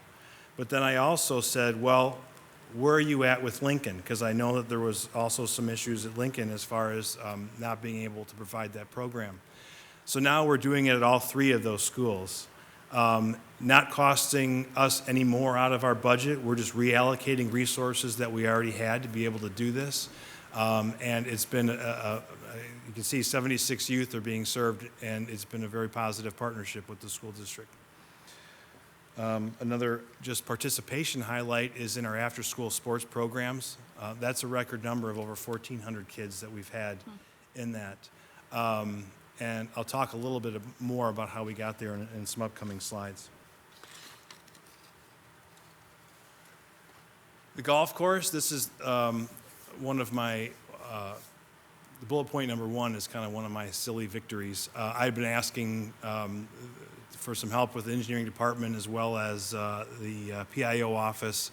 Once those drones started coming, I really wanted to do a per hole drone flyby. So that link is live if you guys want to check it out. But you can actually go to our website now at Bunker Hill, and you can explore the course. So you can pick a hole that you want to see, you can click on it, and there's a video that does this whole flyover. It's really cool. So if people are interested in coming to play for us, or they want to know more about our course, they can actually see every single hole, how it plays, what it looks like.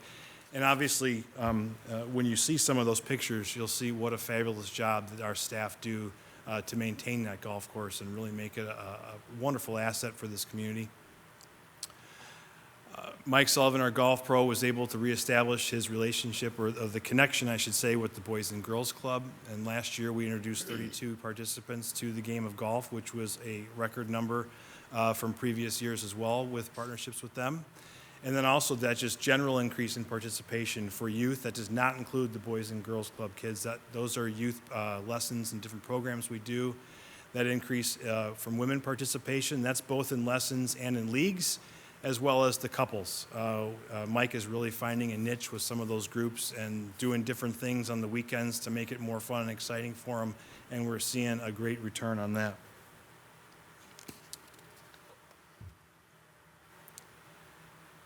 I've said this pretty much every year since this has come out.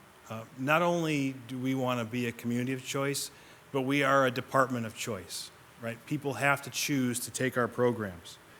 And not only these pillars, we have to focus on and kind of maintain these ideas to be able to continue to get that participation. But we also need to engage in the community.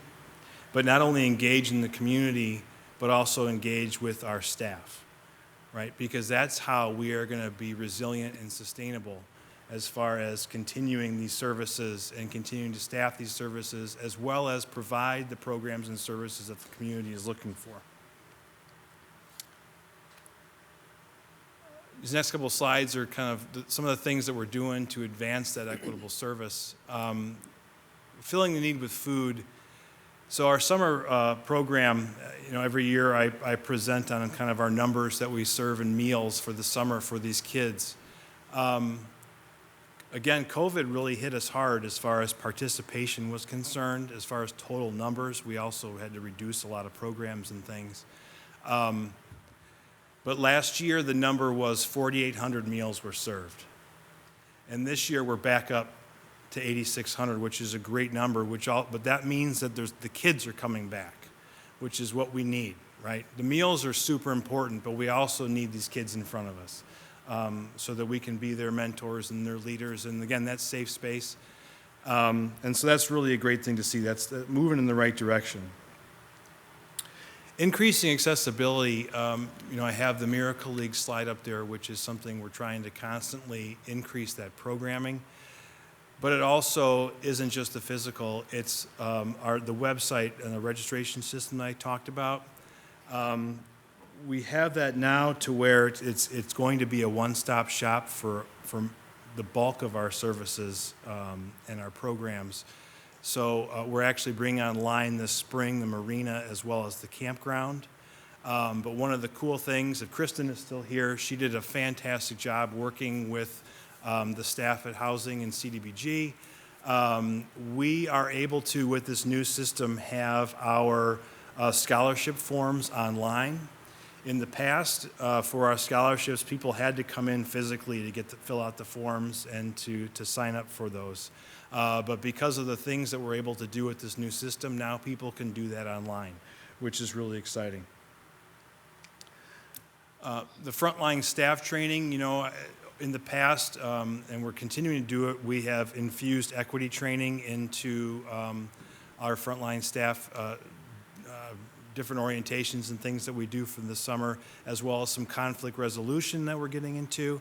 And then another thing, working with the Human Resources Department, as well as our IT department, is all of our seasonal staff. So if we're fully staffed, 250 seasonal staff are all going to have city emails, which will allow them access into our NeoGov system, which will allow them access to different trainings and different things that we can do with them, so that we can expand their effectiveness in providing those services. And then our refund policy kind of leads us into addressing the barriers. Just a couple years ago, we changed that policy to, right now, if you register for a program, the day before, the day of, you can call us and say, you know, something happened, I really need that $25 back or whatever, and we can't do the program. Done, not a problem. And that encourages more registration. It encourages people to at least try it, reach out to us. You know, we can always give you that funding back if you definitely need it. But other ways that we've done that is through our scholarship funding. Another cool partnership that's happening this year is the Creative Adventure Lab recently received a grant for family membership, 300 family membership scholarships to their center. And they actually reached out to me to see what we were doing with our scholarship program and how we were handing those out and kind of what was the process for paperwork and those kind of things. And I said, what are your reporting needs? And they said, similar to yours for the CDBG, because these are funded through, ours are funded through the CDBG, so there's different reporting measures that we have to do. They said similar stuff that we need to know. So I said, well, why don't we just take the burden off of you of getting them disseminated? We'll take 200 of them to match our scholarships. And so for every family that comes in and fills out all the paperwork one time or does it online one time, for us, they'll automatically get a family scholarship to the Creative Adventure Lab. Great, so win-win for everybody. So right now, anytime a family signs up for a scholarship, for us, they also get one for the Creative Adventure Lab. And so that's just another resource, partner resource that we're able to do. Every year we offer free programs, over 30. Last year we had over 500 participants in their programs, which is almost all-time high. There was a couple of years ago, I think it was 17, where we had a little more than that. But that's fantastic, and that is only for registered programs. That's not for our playground program that services between 600 to 800 kids every summer. Those aren't our drop-in neighborhood open gym individuals. Those are programs that have registration numbers tied to them, and people have to register for them. And then the 50% discounts on select programs, we've done that as well. Pool passes are an example of that. Swim lessons are an example of that. Now individuals can choose to either take the discount or use the scholarship if they apply. So there's different ways of being able to utilize those funds. Our most important resource is our people. And again, thank you so much for the investment that you have agreed to in wages to help us to recruit and retain these individuals. Over 25% of the entire recreation division budget is in wages and instructor fees and official fees. Those do not include, that number does not include Social Security, does not include IPERS. That is the straight up wage. So obviously taxes come out and stuff like that, but we're basically $1.1 million is going right back into this community in the form of payment. Just want to make sure I'm not missing anything. And what does that all mean? All those programs, those services, those different scholarship offerings, the wages, $26 it costs the average homeowner for our division to operate. Now, as Mayor Kavanaugh brought up earlier, that number actually includes the wonderful things that the AmeriCorps are doing that are not grant funded, which I believe is mostly staffing costs. But so for $26 per household, that's everything the Recreation Division is doing and the funding to help offset those costs for the AmeriCorps division. I want to break that down further to our two highest subsidized programs or facilities. Assuming both pools are open, right, it costs the average homeowner $6 to operate those pools. Basically, that's an adult and a child to go to the pool one time. And then the Port of Butte Marina is $1.99.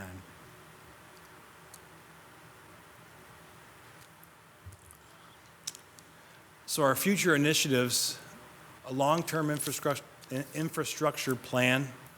We really need to start thinking about some of these facilities that we have. I don't believe, typically in a park study, that is really spent, that time and those expertise are spent on those outdoor open spaces, the parks.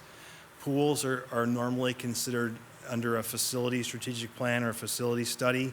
So that would include all of your indoor spaces and things like that. That doesn't mean that the pools won't be a part, but the chances are is they won't of the park study. So there does have to be some kind of some planning, some future planning for those. You know, just looking at the picture that I have up there, that's Flora Pool. To the right of the pool is the water playground that we have at both locations. This is just an example. The company that built that no longer is in existence. Last season, we had the water slide portion of that had rusted through and broke off the season before. And in order for us to fix that, we actually had, there is a company that is taking advantage of these things that are able to fabricate the pieces to put them back on, so they will cover safety measures and all those kind of things. And that cost us thousands of dollars just to put a new slide on there because, again, that company doesn't exist anymore. So we're going to have to kind of plan for and figure out that. Workforce retention and development. Last year, this said workforce recruitment. We really want to focus on, I mentioned the numbers of the applications were coming and the people that were getting committed to our jobs this year. We want them to come back. So we are going to focus a lot on what we can do during their experience this year so that next year they're going to want to come back. Also, part of that has to do with the wages that were approved. There's a retention bonus for several of our positions. Lifeguards and like our playground positions are two examples where the first year is a certain wage, and then if they come back the next year, it's a $2 increase on that hourly wage. So we're hoping that has a great impact. Ancillary revenue generation kind of goes back to the team slide at the beginning. There was a vacant business development manager position. That position used to be our facility supervisor position.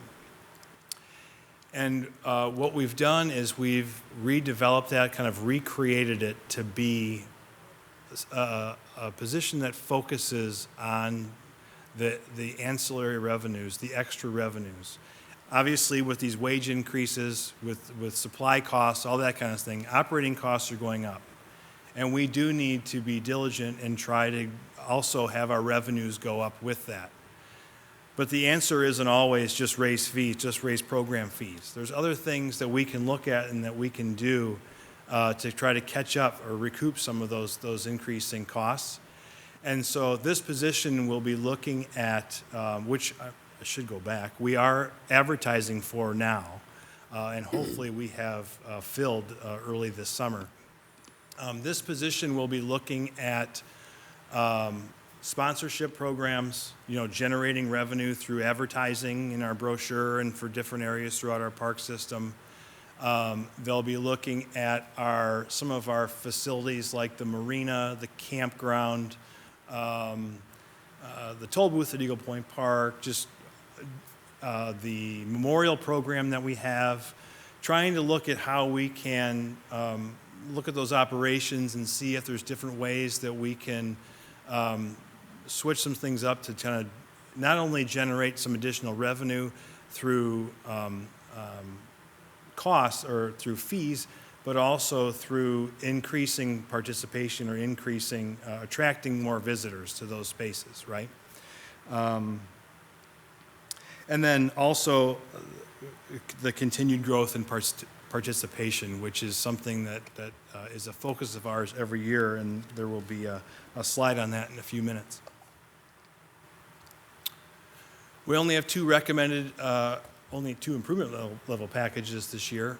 So we have 3 annual department trainings.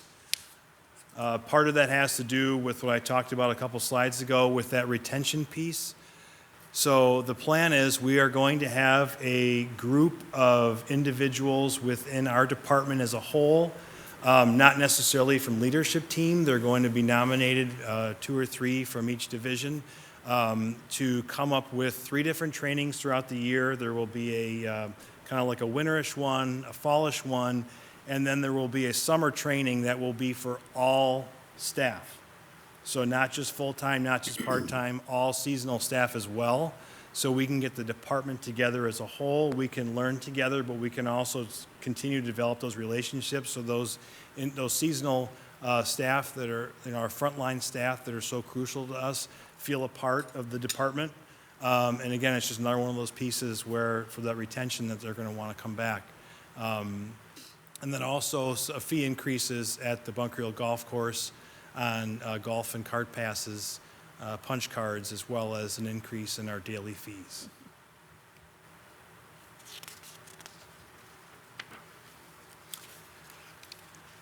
We have 2 capital improvement projects for next year. One of the things we talked about with the pool, the infrastructure, this past season, right now, actually, we are in the process of replacing the filter tanks at both pools, as well as the circulation pump at Flora Pool and the heater at Flora Pool.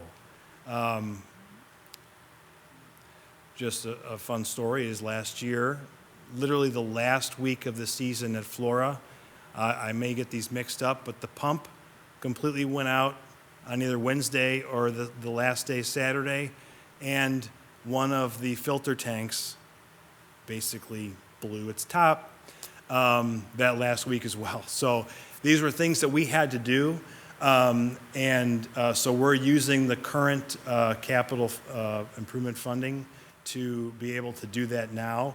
And so these 2, the pool tank, which is actually the surface of the water, the tank of the pool where the water fills, that funding is getting used now, so we'll be using that next year to be able to do that, as well as the resurfacing of the playground at Flora Pool, which is another project that was slated for this year, but we're moving to next year so that we can make sure that both of our pools are operating very well when the season starts this year.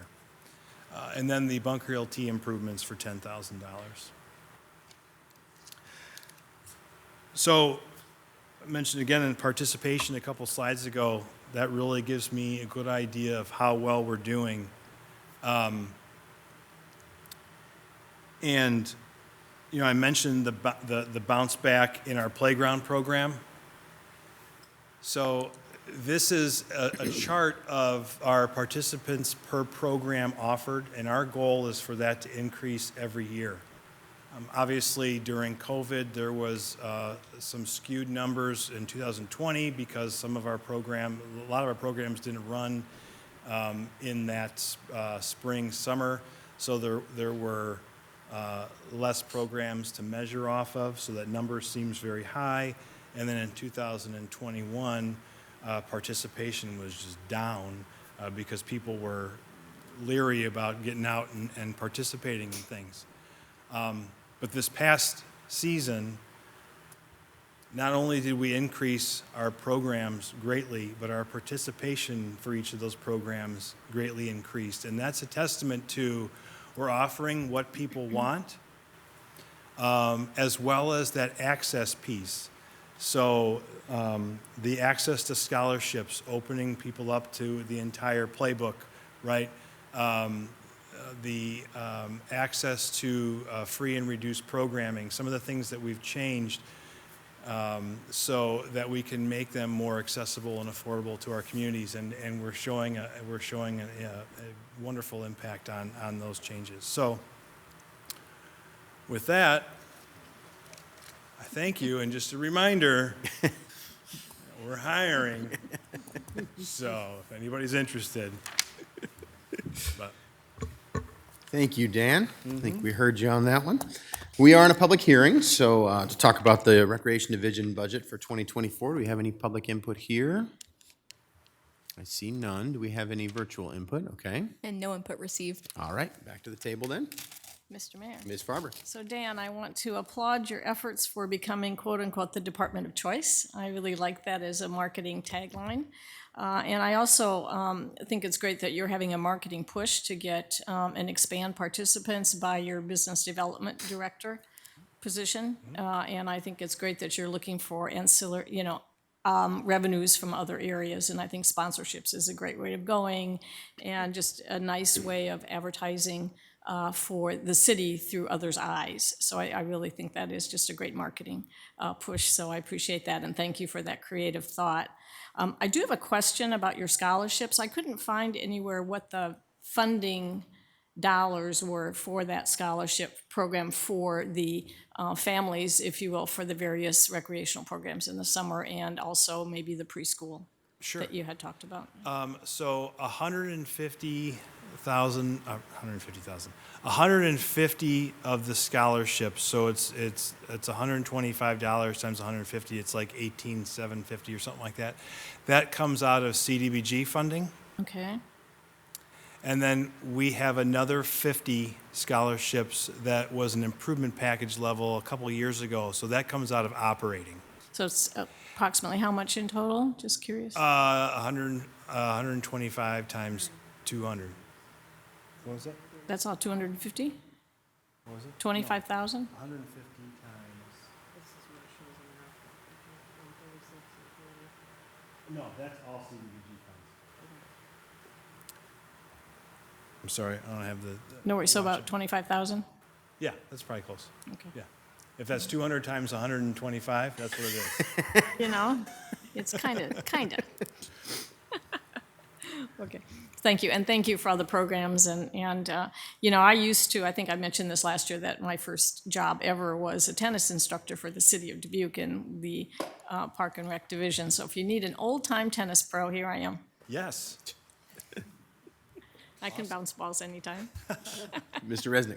Thank you. And so, the Miracle League Park is just amazing, isn't it? I mean, it's just, is that the most popular park in Dubuque? Because every time I go through there, it is packed, people having a great time, and it's just very popular. So, leads to my money question, which is, have you ever heard of the giving machine?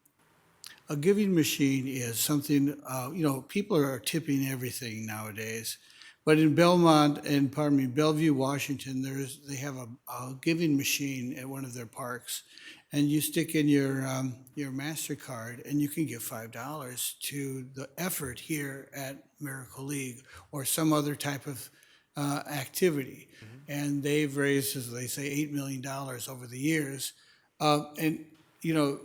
We're in this. When people ask me, hey, do you want to round up? I round up. People are getting used to giving money electronically to good causes. Mm-hmm. And so something like the Miracle League, which is inspiring, expensive but inspiring, people I just drive my bike through there, and I want to give them $5 or something because it's so wonderful seeing people together, and it's just something. I don't know if you've ever heard of that, and if we're even allowed to do that as a city of Dubuque, but I didn't know if we're allowed to take advantage of those kind of things, or people who would like to donate money right there, put my card in there and give $5 to the Miracle League Park or whatever you want. They have a lot of different things that you can use this machine for. But anyway, I just thought I'd throw that out there because it is an inspiring place,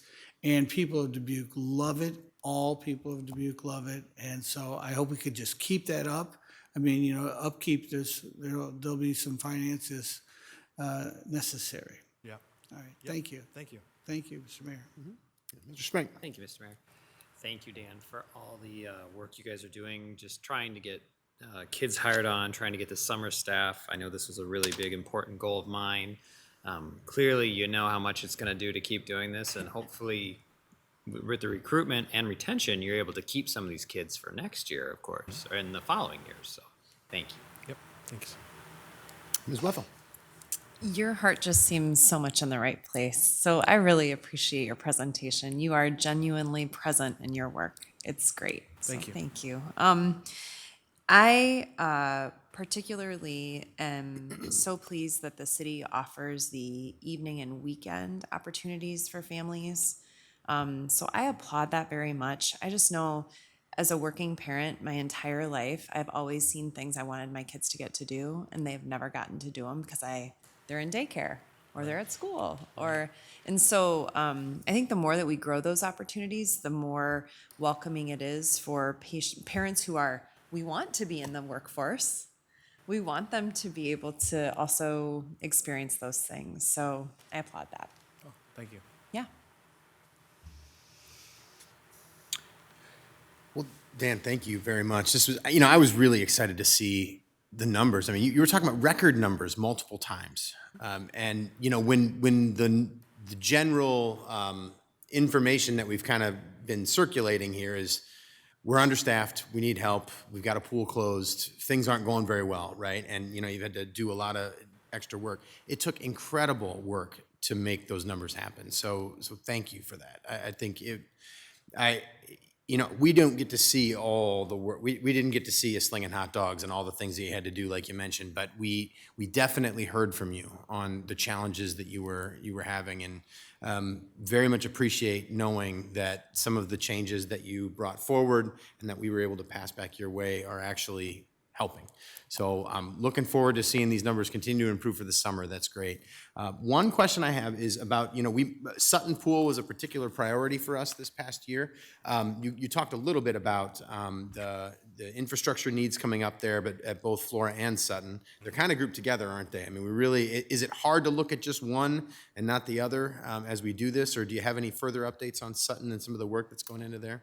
Yeah, I think they both have similar challenges. I mean, they were both built a year apart. One was built in 90 and one was built in 91, right? So some of the things that we're working on now, like the filter tanks, that's just consistent to both pools.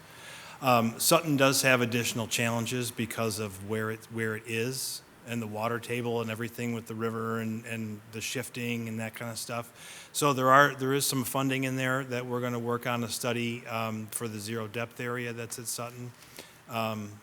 So long answer to a short. Well, no, it's a helpful answer. Yeah. So yes, there are similarities, but then there's also differences. Sure. So.